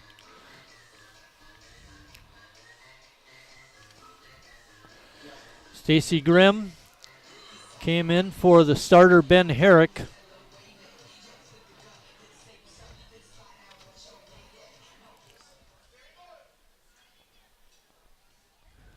Palmquist not running this time. Becker sends it high and deep to left. And foul. And the left fielder, Bugeaud, was not able to make the play. Put a good effort on it, though. Got there, actually, but the fence was a concern, and ball just bounced foul and out of play. Bugeaud did have some pretty good space in order to make that catch, but as you said, was concerned about the fence, thought it was closer than it ended up being, ends up just letting it drop. 2-2 is the count. Now, Palmquist was running the pitch before that last one, was not running on this last one. Let's see what he does right here.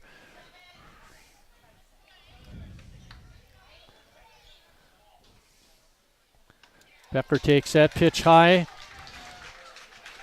Now Palmquist will be running for sure with 2 outs. 3-2 is the count.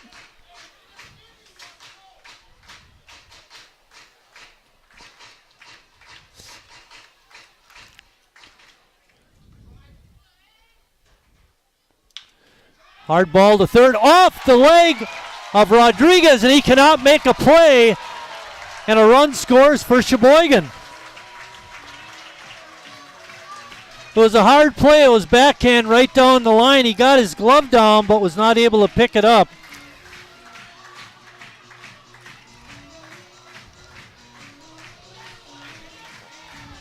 That one just a very difficult play for Rodriguez to make. Ends up bouncing up, and good on him for managing to keep it in front of him. Definitely prevents Palmquist from moving over to third, but does not prevent the run from scoring. Luke Smock is up. That was an error, Bill. Error on third baseman Rodriguez. No RBI, but Becker is on, and the run did score. That's the main thing. That's 2 errors on Kenosha. Both of them coming in this inning, and both of them resulted in runs. Smock trying to untie this game. Good stop by Reyes. 2 balls and 1 strike to Smock. He's grounded out to short twice. My recommendation is hit it to the outfield somewhere.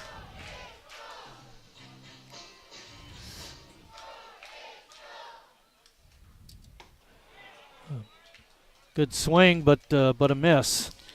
Smock, someone who is familiar with the clutch hitting, did hit a walk-off back in the previous week games. 2-2 pitch coming up. A good eye by Luke. Sheboygan gets a little bit of an advantage with this 3-2 pitch. The runners will be on the move. Palmquist should be able to score on a hit to the outfield. Ball is popped foul out of play. Smock trying to come through.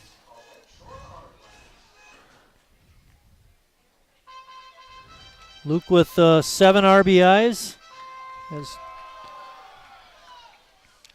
May seem like a low number, which it is, but keep in mind, Luke has not played very long with Sheboygan.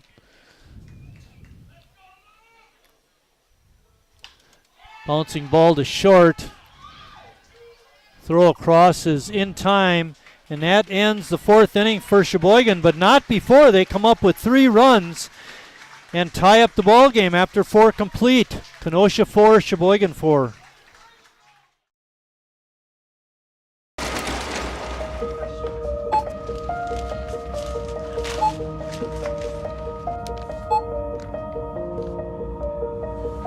Whenever you shop Meijer, you don't just feed yourself or your family.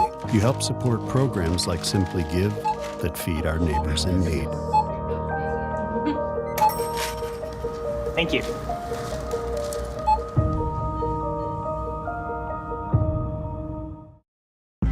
I grew up working in my family's supper clubs. This is where it started with us as far as the fish that we serve at Culver's today. We source the finest cod and batter each fillet by hand and always cook it to order. That beautiful golden brown color and flaky on the inside. The fish fry is a Midwest tradition. It's about families coming together. I love bringing this tradition to guests everywhere. Mom and Dad would be proud. Welcome to Delicious. Wingism number 1, the Flavor Saver.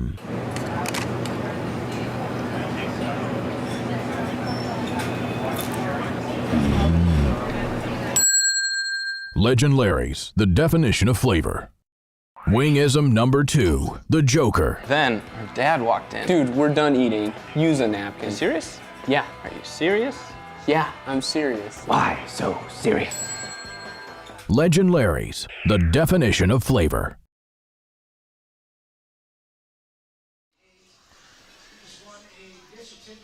Ben Herrick's line is complete. He goes 3 1/3, gives up 5 hits, 4 runs. Only 2 of those were earned. 1 walk and 3 strikeouts. Brad Reinflesh with new life. Charlie, hopefully he can hold Kenosha down. They're going to have their 3, 4, and 5 hitters. Nico Tony is going to lead it off here in the 5th.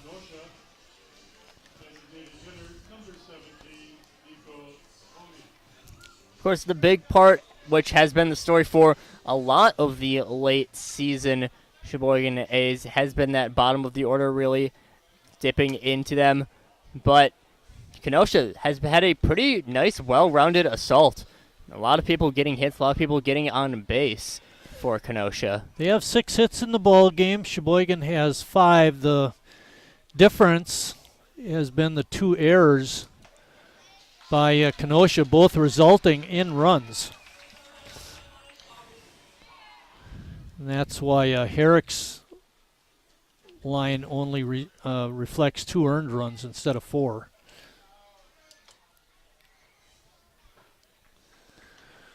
Reinflesh done a good job today of keeping free batters off the base. Only 2 walks given up.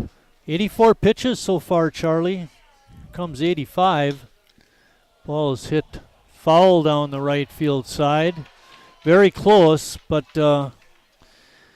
Tony knew it was foul, but he did run to first. Give him credit for that. Knew it was foul, but in the off chance that it did go fair. The way the wind is blowing from right to left, you never know.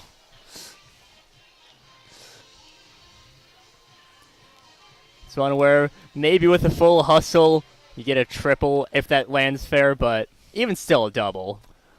1-2 pitch coming up. Reaches out and bounces it to short. Smock has to hurry. And just in time. Good play by Luke. And good hustle by Tony. That's going to bring up Jared Bujo's.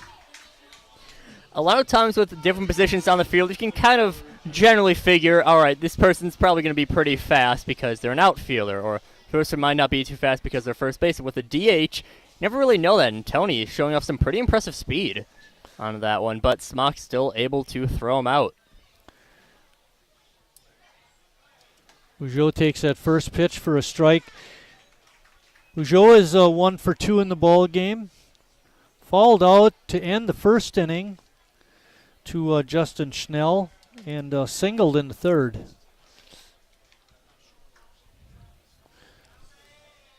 We're in the 5th inning of a 7-inning ball game.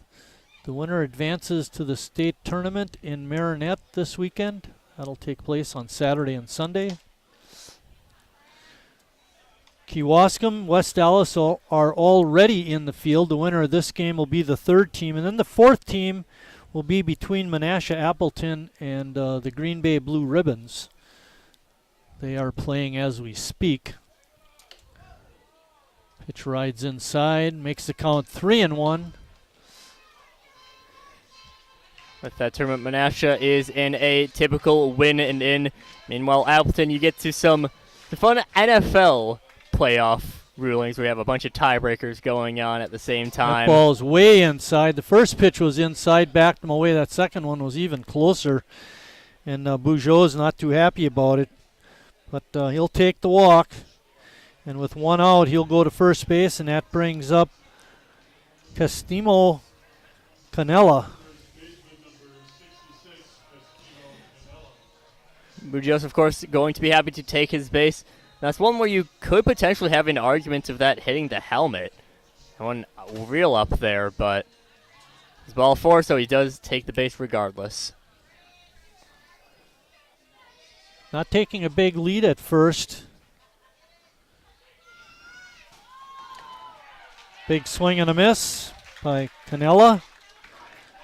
Canella also 1 for 2 in the game. 2, 3, 4, 5, 6. Those hitters in that part of the batting order all have a single. Number 9 hitter also has a hit. McDade is hitless. And Panzetta is hitless also, but he's walked 2 times and scored a run. Kyle Robinson also hitless, but he has an RBI. Again, just a lot of Oh, they got him picked off. Nice move by Ryan Flesch.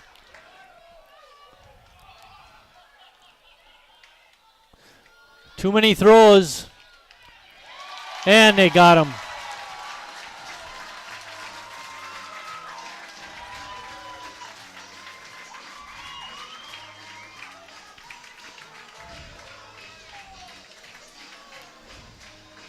I think it's going to go 1-3-6-4 with the second baseman making the tag out. Now there's 2 outs with nobody on. Canella still up to bat with a no ball, 1 strike count.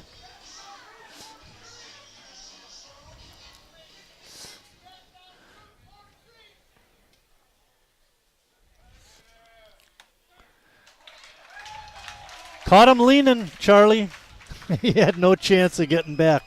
A's did not do a very good job of running him down, by the way. But, hey, we got the out, so we'll take it. Not too often you'll see a righty fool someone so well on a pickoff move, but Brad Reinflesch really got Bugeaud leaning.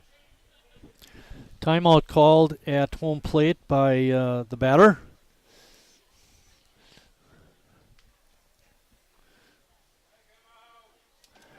Breaking ball is low.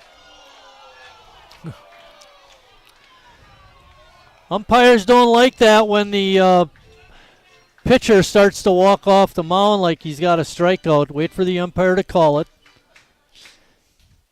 Now, at least go ahead, Charlie. From my angle, it did look like it was close, but still was pretty There's a solidly line a drive. ball. Leaping attempt by Smock, but he can't catch it.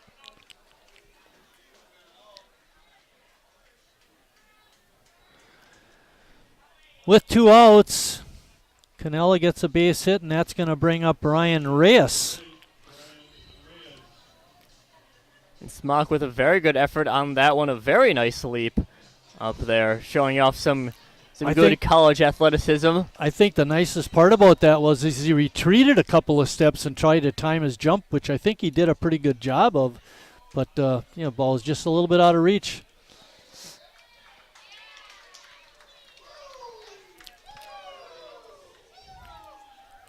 First pitch is in for a strike. 2 outs in the top of the 5th. Ryan Flesch trying to work out of it. Give his team a chance to take the lead. Reyes behind that fastball. herd of Ric Flairs coming out for the strikes. Charlie, what do you throw him this time if you're Ryan Flesh? You gonna throw him with another fastball, or? I think this is one where you go breaking ball on outside of the zone. Okay, try to make him chase. I like that idea. Got him. I think the pitch was called a ball, and didn't matter to Schnell. He threw him out at second. Good play. And that ends the 5th inning for Kenosha. When we come back, Sheboygan will have Ross Christ leading off.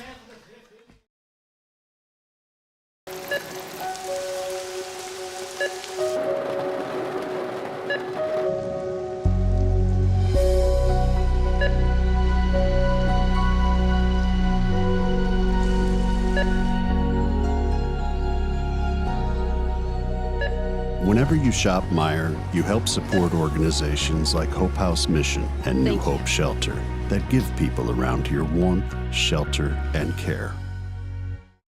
Me spells the great taste of Sheboygan. What does it take to stay in business for 75 years? It's not only featuring USDA choice beef. It's not caring about every single one of our 30 varieties of bratwurst. Nope. After being family owned for 3 generations, we've learned it's about you. At Miesfeld's Market, we give back to the community and our customers always come first. Since 1941, we've been feeding our neighbors, so come by and see what we've got today. Wingism number 3, the Peter Heater. Oh, so hot. Oh, so hot! Legend Larry's, the definition of flavor. Wingism number 4, tea time. What are you, having tea with the queen?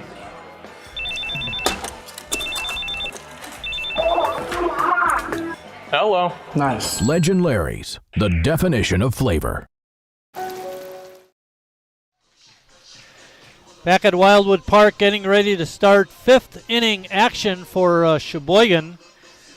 Interesting 5th inning for Kenosha. Ryan Flesh able to get Nico Tony on a ground out, then walked Bujoz but picked him off. Canella got a base hit but was thrown out trying to steal second. Ross Christ up. Ross 0 for 2 in the ball game. Looking to get a rally started.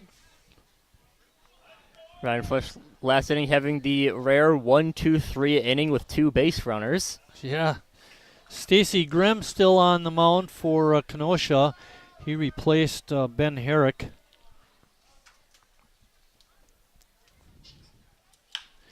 Ross with a base hit into right field. We're used to seeing a lot of that from him. It's too bad he couldn't play with us this year. Well, base hit for Ross. That brings up Harry Stelt.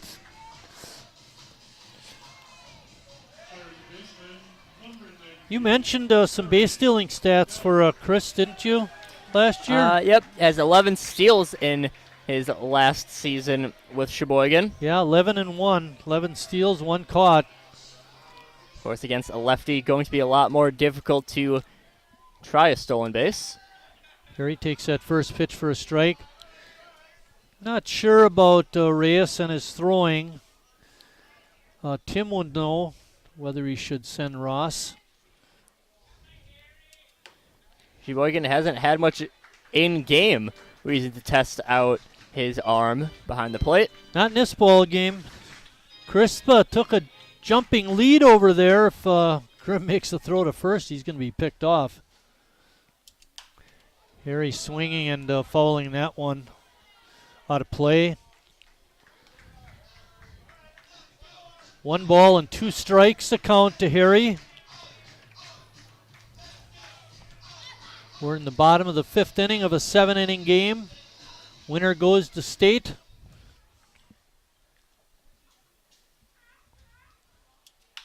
Harry, a grounder to short.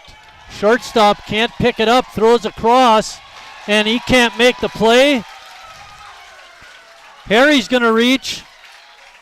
Ross holds at second. It's going to be a E6. The defense has really cost Kenosha tonight.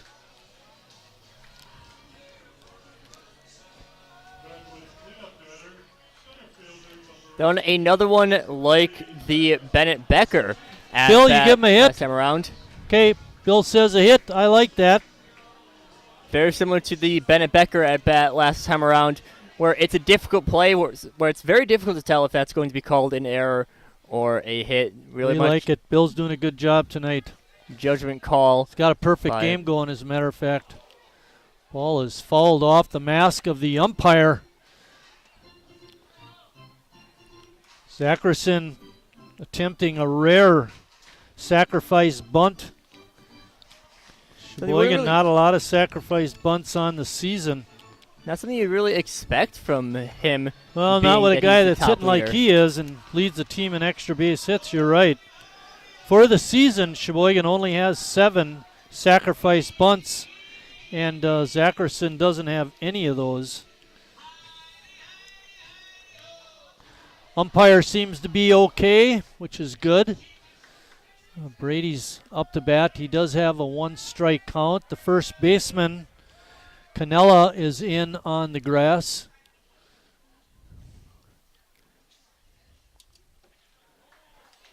Good take by Brady. Pitch low and in the dirt. Good stop by Reyes. Rodriguez was up, even with the bag, but now he backs up. Chris with good speed on at second. Pitch on the outside for ball 2, 2-1. Harry Stout, not with very good speed, is over at first.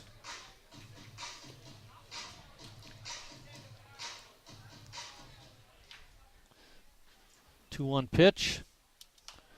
Brady pops that one up, but it's going to get out of play.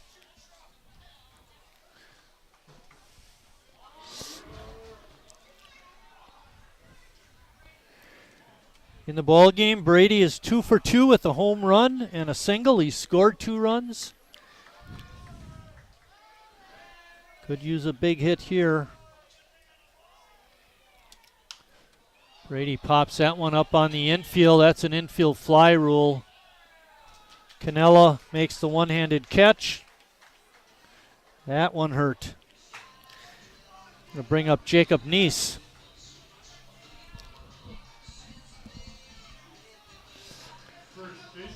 So this is a very good part of the order for Sheboygan to be in. A couple of very nice RBI hitters. Neese with 39 on the year for himself. Of course, Neese 0 for 1 in the ball game. He walked his last time up and scored a run. Crisp takes off. There's a drive out to deep center field. McDade racing back. He's got a beat on it. Makes the catch. Harry has to hustle back to first. He'll make it in time. Oh my. Another one of those hits to center field that looked like it might get over McDade's head, but he's a good one out there. He retreated back, made the catch almost, and did have a play on Harry, but Harry hustled back and was safe. And that brings up Brad Reinflesch. Now I think a little bit of a wasted opportunity for Sheboygan. Ross Christ not yet. Not yet. Ross Christ had the complete jump on Grimm. He was halfway to third base by the time that the ball was thrown. Yeah, but there's 2 strikes on you. Got to be swinging, if it's going to be in the strike zone.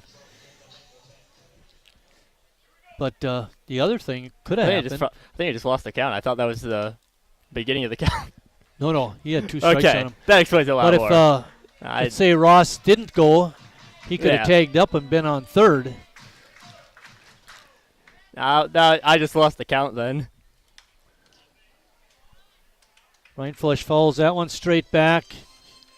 He's now sitting at home plate with a no-ball, 2-strike count. Stacy Grimm trying to work out of a jam.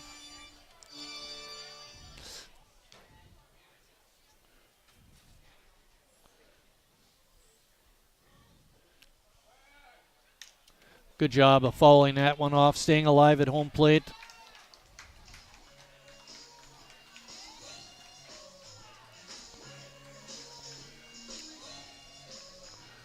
Brad with a great opportunity to help his own cause if he can get a base hit. Anything hit to the outfield should score Ross Christ. He's a fast runner.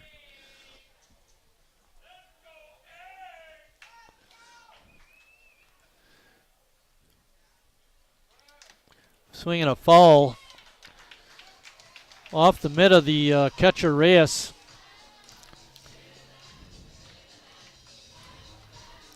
And Chris doing a very good job of being smart out there on second base. He's really taking a read of where everyone is on the diamond. Getting Look at the left fielder. Every once in a while, he's got a light flashing on his cap.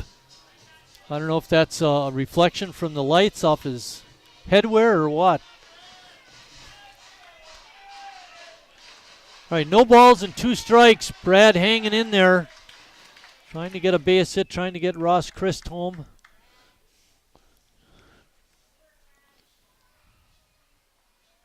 Swing and a miss, strike 3, and that ends the Sheboygan 5th inning. When we head to the 6th, it'll be Reyes, the catcher, leading off for the Kings.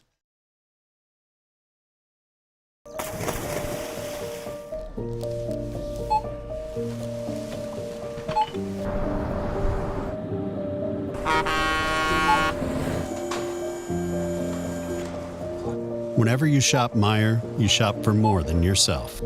You help support sustainability in all our communities. Thank you. Today, tomorrow, and for years to come.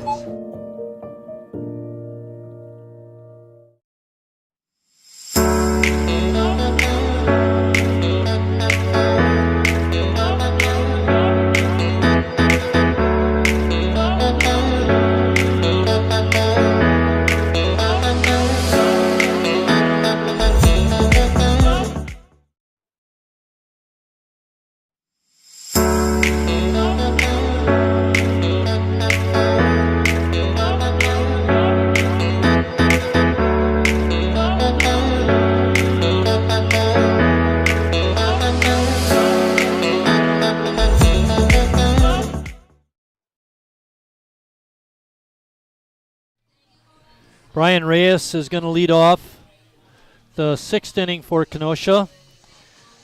Reyes is the Kenosha catcher. Done a pretty nice job behind the plate. And he does have a hit and a run scored tonight. Kenosha's offense just as a whole has been a very nice job. 7 hits, and I believe that's between 6 batters to have those 7 hits.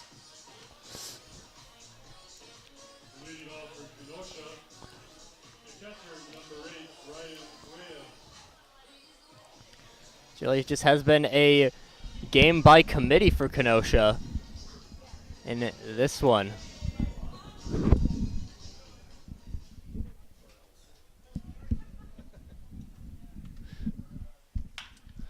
That ball is spanked foul down the left field side. Sounded good, was hit hard, but way foul. Sounded good, had some good length distance, but of course was foul.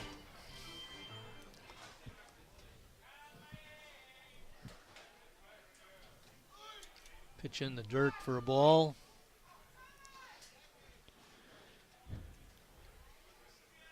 Ryan Flesch with 5 strikeouts and 3 walks, has allowed 7 base hits.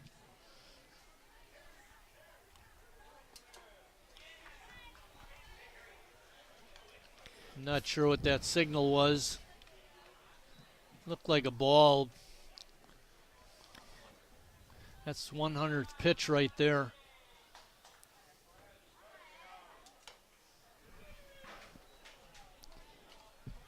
This is Brad's comfort zone now. He's over 100 pitches. 3-1 is the count to the leadoff hitter in the 6th inning. If I'm remembering this one correctly, I believe his hit back in the 2nd was a liner between short and 3rd. So swing and a miss makes the count 3-2.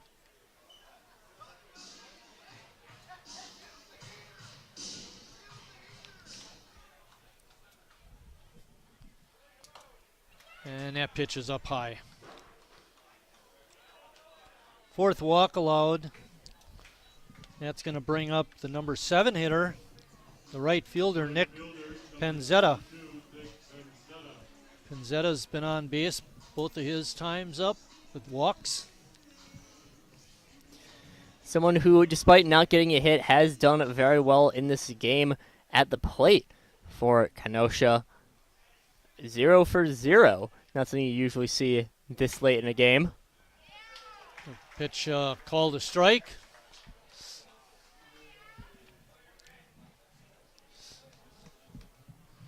Two walks. Reyes, go ahead, Charlie. 2 walks and a run scored for Penzetta. Now Reyes not taking too much of a lead, which I'm Took guessing the words right out of my mouth, I figured that's what you were about to say. I heard you say Reyes, so. Ball is fouled out of play. Yeah, not too often you'll get a big base stealing threat at the catcher position. Every so often you'll find one. Schnell, I think, is someone who could potentially get up to that, but doesn't seem like Reyes is much of one. Penzetta at the plate with an 0-2 count. Reyes, like we mentioned, is over at first. He did draw a walk. Ryan Flush trying to keep it a tie game.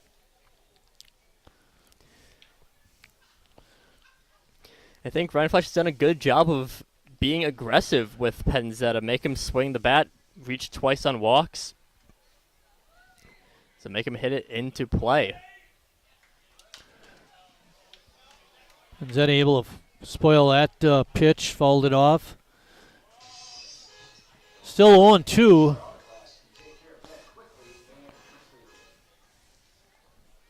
When Sheboygan comes up in their half of the 6th, it'll be Palmquist, Schnell, and Becker, bottom third of the order.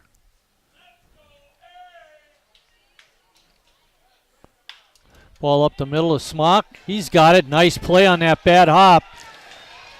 The relay throw by Palmquist is not in time, but I'll tell you, that took a funny hop at the end, and Smock stuck with it and got the force out. Good play by Luke. Smock, I think, did a very nice job of not getting overly aggressive with charging at them. Waited for it to come in case it took a bad hop like that. Did have a little bit of time to react. Flip to Palmquist, and then Penzetta just a little bit too quick. Gets over to first. Robinson is up. Robinson is 0 for 2 with an RBI. Penzetta, the right fielder, is on first now. He is taking a little bit more of a lead than Reyes was. Throw over to first, gets by Neese.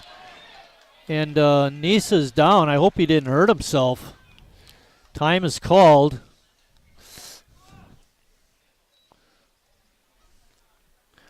It's the first error on Sheboygan.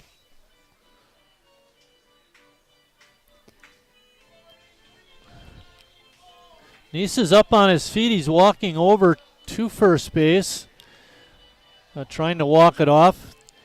When the ball got by him, he went into foul territory to pick it up, and his feet slipped from underneath him, and he did a bit of a split. And if that happens to me, Charlie, I am down for the count.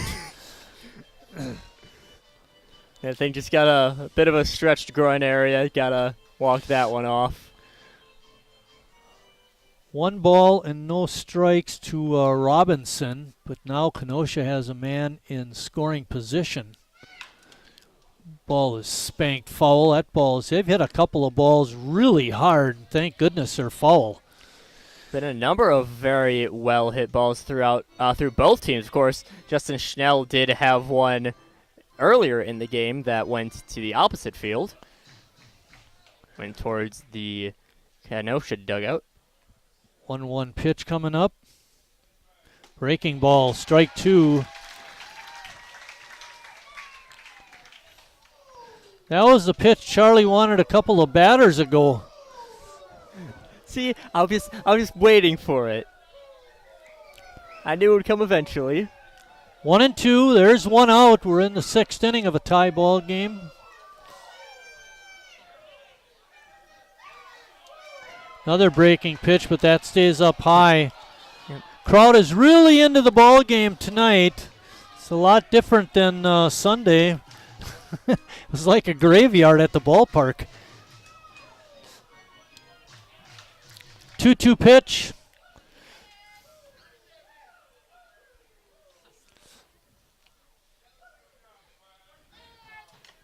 And fouled it off. I think it hit the catcher, Schnell. A good job by Robinson to hang in there. I think that one just rattled off of Schnell's mask. Not enough to phase him at all. Just quick, ask for the new ball back. 2 balls, 2 strikes, 1 out. Penzetta on at second.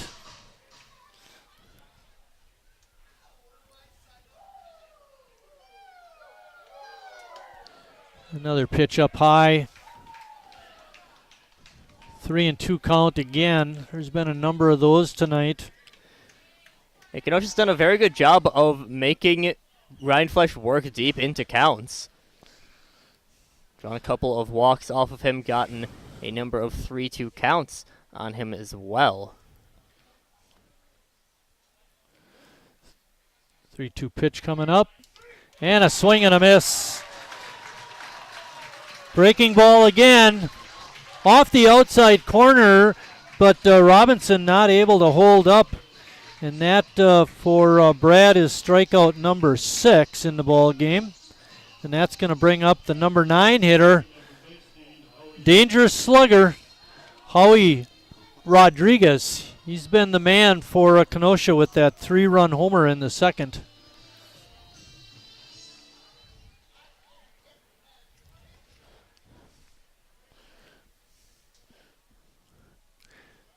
Breaking pitch is in for a strike. Ryan Flesch not been his usual strikeout guy, but has still been very effective in this game so far. Have a little bit of hiccup back in the second inning, but since then has recovered very nicely. Pitch is up high for a ball. One thing that Ryan Flesch seems to be pretty comfortable throwing this half inning has been his breaking ball, and Schnell has come back to it pretty consistently. Be interesting to see what they have cooked up for this pitch, Ryan Flesch and Schnell. It's a 1-1 count to Rodriguez. Breaking ball is fouled off.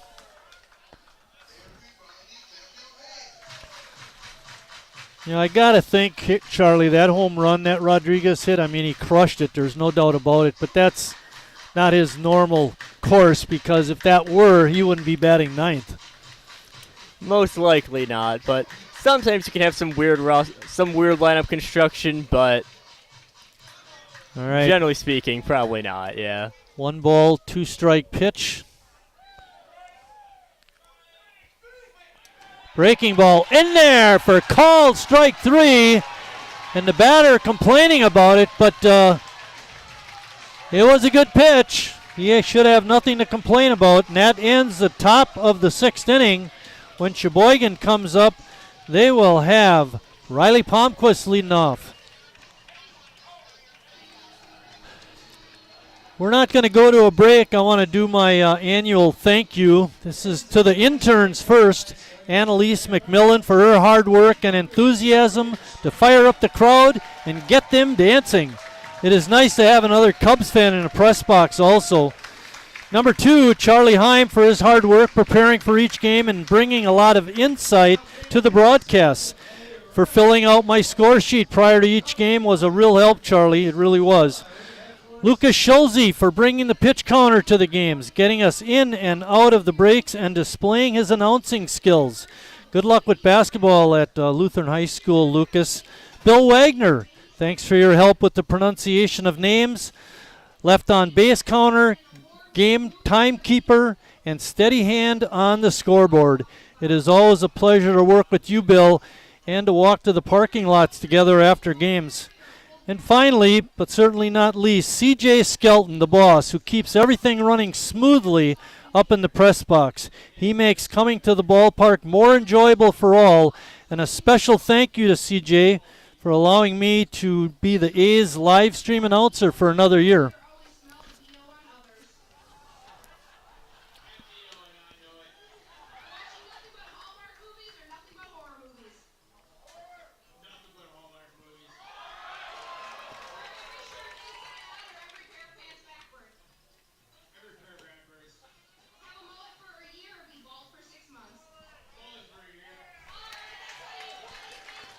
did have a game of rapid-fire questions coming through. Ryan Flish finished that half inning with 118 pitches. Riley Palmquist, who's 2 for 2 with an RBI, is going to lead off the 6th. Hopefully he can keep that going. Dustin Solvotsky was our contestant for the rapid-fire questions that we had here. Yeah, he did a nice job.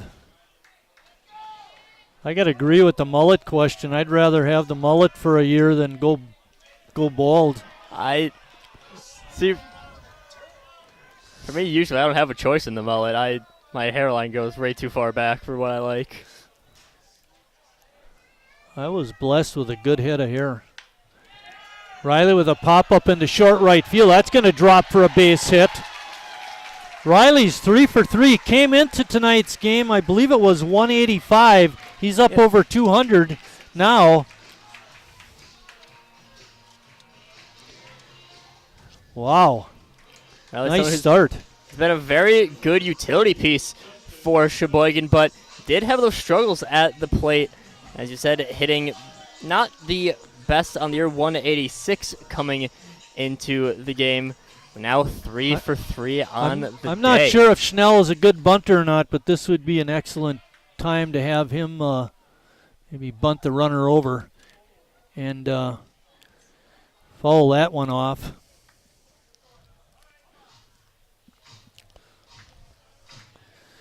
Got a lefty pitcher and a lefty batter. Schnell not been hitting well this year, so you want to use him in a way that can benefit the team, and bunting might be the way to go. Rodriguez at third is on the grass.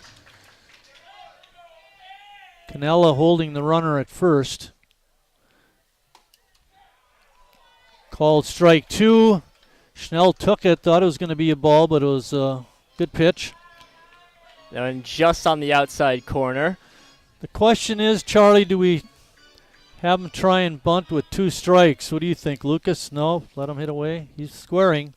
Bunts that one up in the air. It's going to be an easy out. And now there's 1 out with Palmquist at first, and that's going to bring up Bennett Becker. Becker, 255 average on the year for him, 18 RBIs. And someone who's had a little bit of a weird role on the team for this year. Palmquist does have 3 stolen bases. And he does have good speed. We could see him going this at-bat. Becker's someone who we've definitely seen come back into more of a full-time role. But when Carson Hanson was on the team, Becker, that first man off the bench, still doing very good in that role, but now pitches up high for a ball, makes it 2-0. Bennett, his last at bat, hit a scalding ground ball to the third baseman Rodriguez, who knocked it down, but was not able to make a play. He was credited with an error. Ball fouled straight back. Palmquist not attempting any steals so far.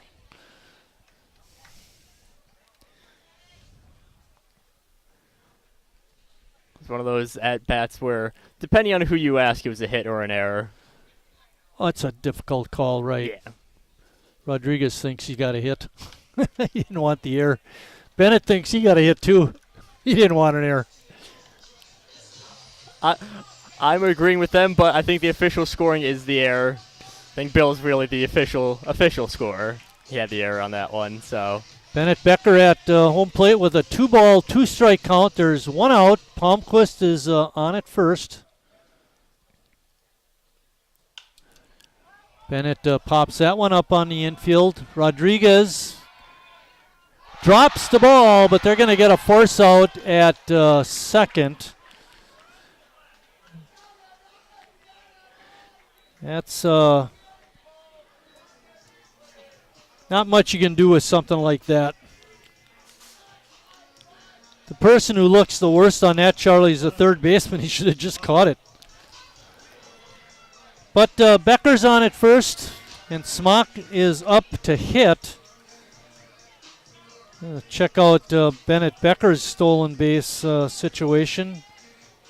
He's got 5. Only been thrown out once. To me, it looks like the base runners on base are having trouble getting a good lead because of the left-hander. You have the left-hander in Grimm, and Grimm a pretty quick pitcher too. Doesn't take much time between his pitches. Time called at home plate.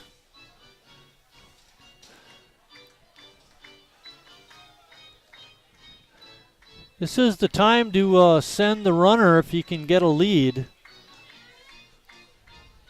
You know, even if he's thrown out, you still have your leadoff hitter leading off the 7th inning.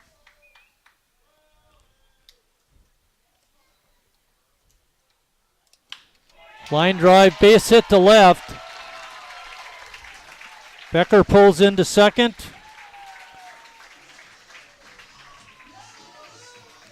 And that's going to bring up Ross Christ. Christ single to right. And with Becker at second and his good speed, he should be able to score on a hit to the outfield. If you look at the outfield configuration for the Kings right now, they're not playing very deep.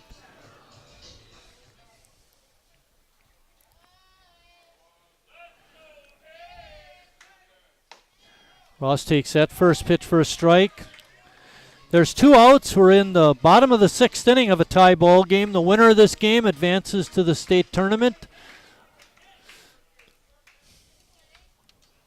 Ross foul that one straight back. 0-2 is the count.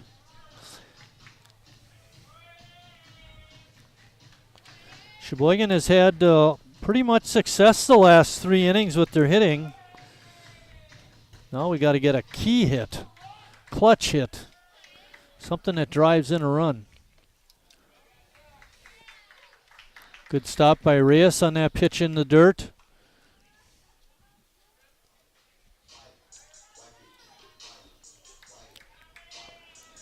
Makes the count 1 ball and 2 strikes.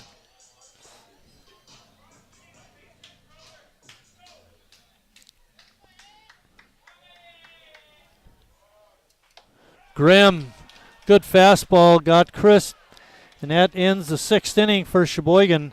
After 6 complete, we're tied at 4.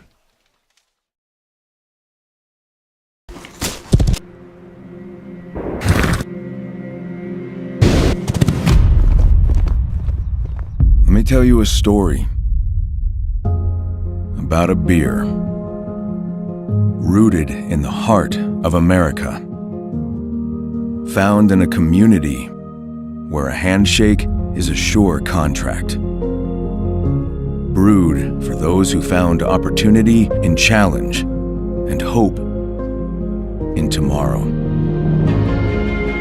raised by generations, willing to sip, share, risk, remember. This is a story bigger than beer. This is the story of the American spirit.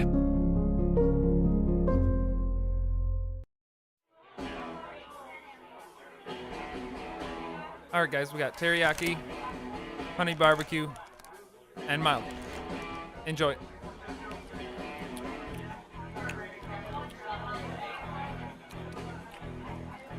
All right, DOA wings, hottest on the menu. You got a problem?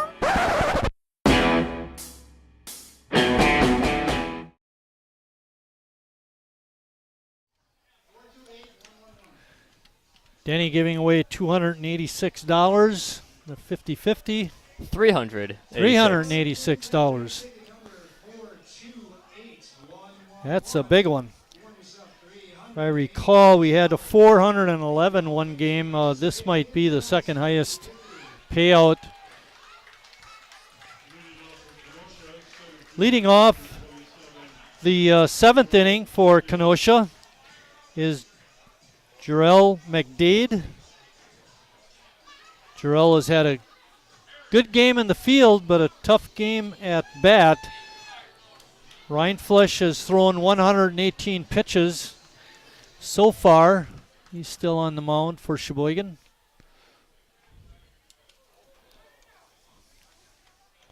McDade hoping to avoid wearing the golden sombrero. 3 strikeouts in his 3 at-bats so far.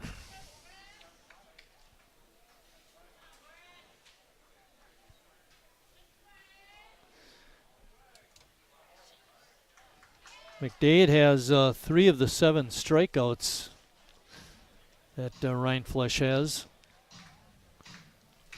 1-1 is the count. Just starting 7th inning play. Breaking pitch is up high. Of course, this is a 7-inning game, so essentially our 9th inning. Yep, kind of a long game. We're over 2 hours already.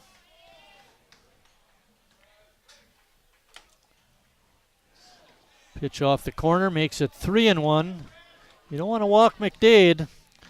Don't get that leadoff man on. Got to battle back. This man who we have seen in the field to have a lot of speed.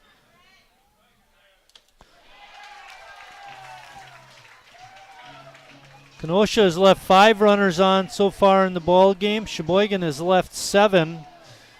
And I know when you weren't here over the weekend, Charlie, Lucas and I talked about that's been a little bit of a bugaboo with Sheboygan for a good part of this season, leaving a lot of runners on. The ball is spanked out the center field, but Zackerson runs over and makes the catch, and that's out number 1 in the 7th inning, and that's going to bring up Frank Podkel. I really think that, obviously Kenosha not wanting that to be eaten out at all, but still a win-win, I think, for McDade at least, not to strike out again. Hopefully we won't have to worry about him coming up anymore, too. Certainly been a good player out in the center field. Podkel 1 for 3 on the day. Had the first inning big double. Got past Zackerson. Swing and a miss. Evens the count at 1-1. Good fastball by Brad.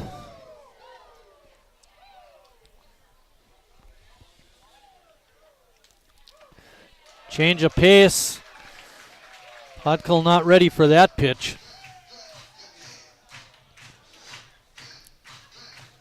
That one definitely a swing because he knew that he had to swing. Not that he really wanted to. Was well late on that one. Pitch way outside the strike zone. Evens the count at 2-2. There's 1 out. We're in the 7th inning of a 7-inning game.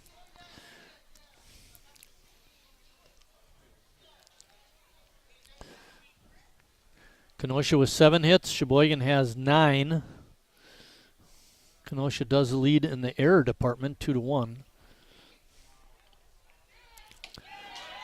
Pitch just off the outside corner. And that makes the count 3-2 again. Down, I think, in most games, won't be too much complaint with that one, but just with some of the strike zone that we've seen from our home plate umpire in today's game, a lot of pitches that have been around that zone have been called strikes. Breaking ball is hit into short right center field, and that's going to drop for a hit. And that's when that third strike call that was not made really hurts, because could have 2 outs and nobody on. Now it's 1 out and 1 on. Really, I think the big thing with that is the consistency of the zone, because, again, don't exactly have the best angle from up here, but my angle, that does look like it is a ball, but again, it's been called a strike most of the game so far. So when it gets to a high leverage situation, you want to make sure that you get that call. There's a ball hit to left center field. That's a long one. Going to roll all the way to the warning track. Chasing around third. And coming in and scoring is Podkel on the Nico Tony double. And Poggle, not exactly the cleanest slide in there, but does still get him to score. And now Kenosha with the 1-run lead late. Jared Bujoz is up. Jared is 1 for 2 of the walk. Kenosha leads it 5-4. That one really hurt. And you might say, well, we could have had 2 outs and a guy on second if that pitch would have been called a strike. But got to play on. Limit the damage to 1 run. We'll get him in the bottom of the 7th. Pitch up and in. Bujoz would like to have that pitch back. No balls and 2 strikes. Tony with that RBI double is out at second. And that one's called a strike. Yeah, it's that consistency of the strike zone, because that one looked way more outside than that third ball to Podko, but umpire's word is final. Costimo Canella is up. Canella has a couple of base hits in the ball game. He hasn't had much trouble figuring out Rindfleisch. Kenosha leads at 5-4. There are 2 outs in this top of the 7th. Ball hit hard but foul. Canella mostly been able to make some good contact with the ball, even in some foul balls, has been able to hit it pretty well. 1-1 pitch coming up.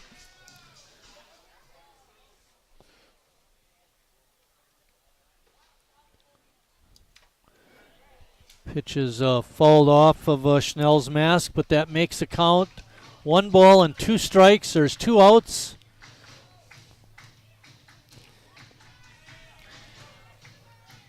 It'll be Stelt, Zackerson, and Neese up in the bottom of the 7th for Sheboygan.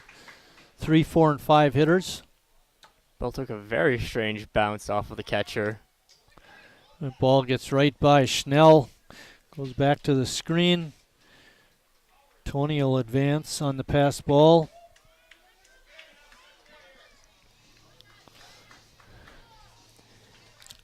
Also, that pitch was a ball. It's 2-2. I think with it being 2 strikes, in terms of that affecting if someone can score on a hit, don't think it makes much of a change.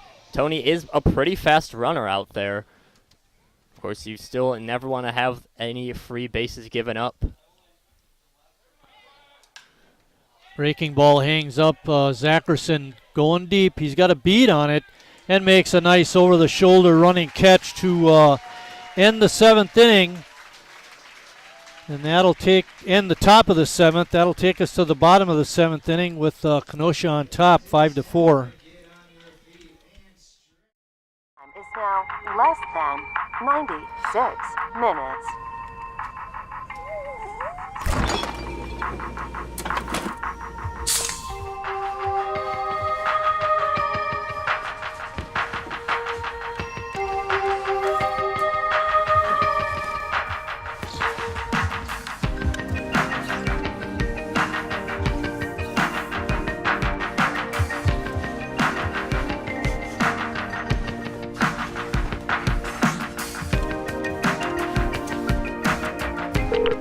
We thank you for your patience.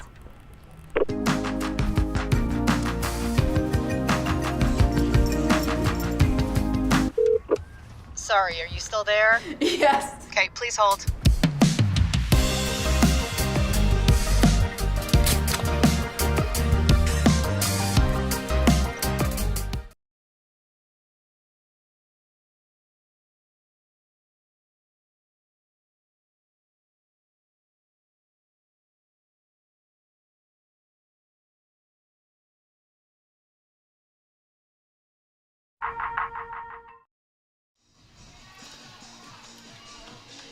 Harry Stelt will lead off the 7th inning for Sheboygan. He's 1 for 3 in the ball game. Sheboygan now trailing it The player for Kenosha, other than that big home run by Rodriguez, that's really done a nice job, has been Stacy Grimm, the relief pitcher who came in for the starter Herrick in the 4th inning. He's been able to hold down Sheboygan in his 2 2/3 innings of work. Hopefully Sheboygan can mount a rally.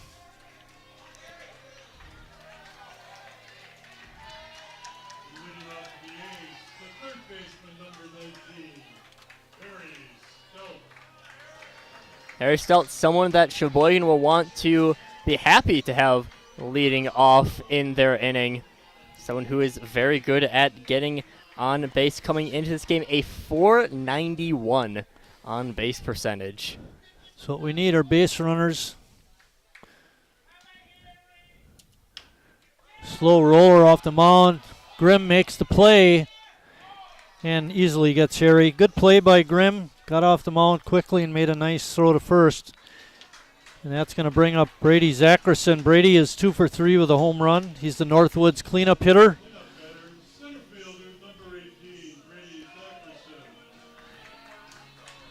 And Grimm making a pretty difficult play on that one, leaning back to throw it, making sure that don't want to throw it off at all if you're Kenosha. So getting through and getting that first out, leaving Sheboygan with only 2 chances. Made it look kind of easy, actually, with his quickness. But you're right, he was leaning back on that throw. First pitch is a ball to Brady.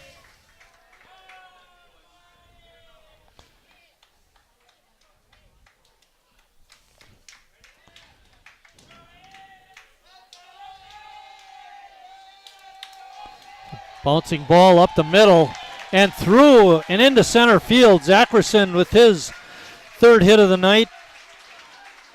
And now the lead run, the winning run, comes up in the person of Jacob Neese. Zackerson, that hit nutmegging Grimm on that one, just right between the legs. No chance for the middle infield to get at it. And now that brings up the Sheboygan A's first baseman. Neese is 0 for 2 in the game. He walked and scored in the 4th, however. Brady with good speed on at first. Pitch in the dirt. Great stop by Reyes. Whereas we haven't really seen too much of his arm in game, but he's done a very good job of keeping the ball in front of him. Different skills for a catcher on display. Zackerson not taking a big lead, but the ball is popped up on the infield and making a catch.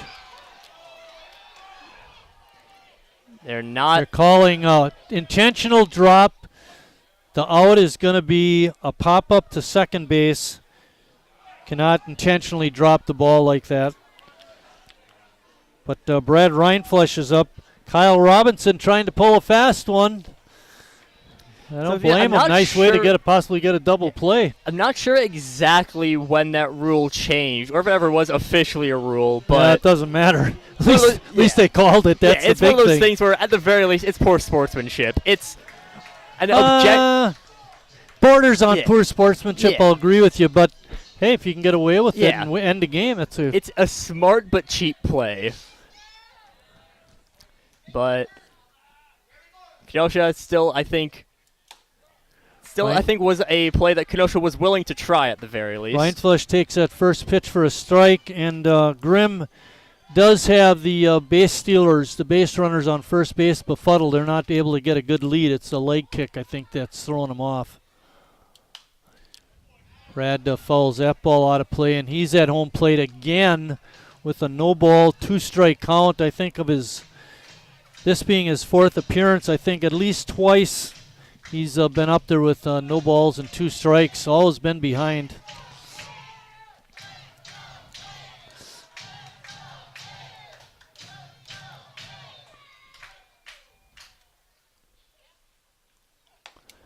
Pitch outside.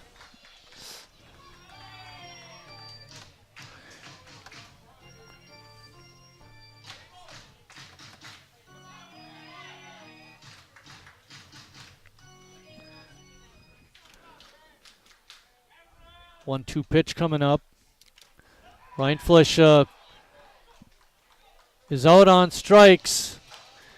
They say the catcher caught the foul tick before it hit the ground, so that's going to be the ball game.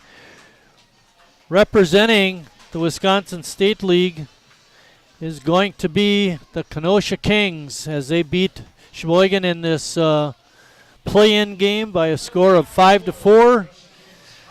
Tough loss for Sheboygan, but Kenosha did a nice job tonight. Comments, Charlie? A real nail-biter of a game through and through. Kenosha had that quick lead. Sheboygan was able to come back with it, and then that final stretch pulling things back together. It's a very close game, well fought by both teams, performing very well on the day. Kenosha's line score as a team, 5 runs on 9 hits and 2 errors, while Sheboygan 4 runs on 10 hits with only 1 error. But Kenosha will be moving on to the Wisconsin State Tournament. Good job by Stacy Grimm. If we voted for a player of the game, he'd get my vote. He did a great job. Went 3 2/3 innings, did not allow any runs, had 4 strikeouts. Tough loss loser was Brad Rindfleisch. He went 7 innings, gave up 9 hits, 5 runs, all earned. Walked 4 and struck out 8. That's going to do it for us and the Sheboygan A's for that matter. The 2023 season is over. Thanks go out to, like I said, Charlie and Lucas for helping me out. And it's a great year for me, guys, and thank you for helping out. With that, everybody, we're going to sign off. Hopefully we'll see you next year. Have a safe off season. For Mike Martin, Charlie Heim, and Lucas Schulze, thanks for watching, everybody, and we'll see you down the road.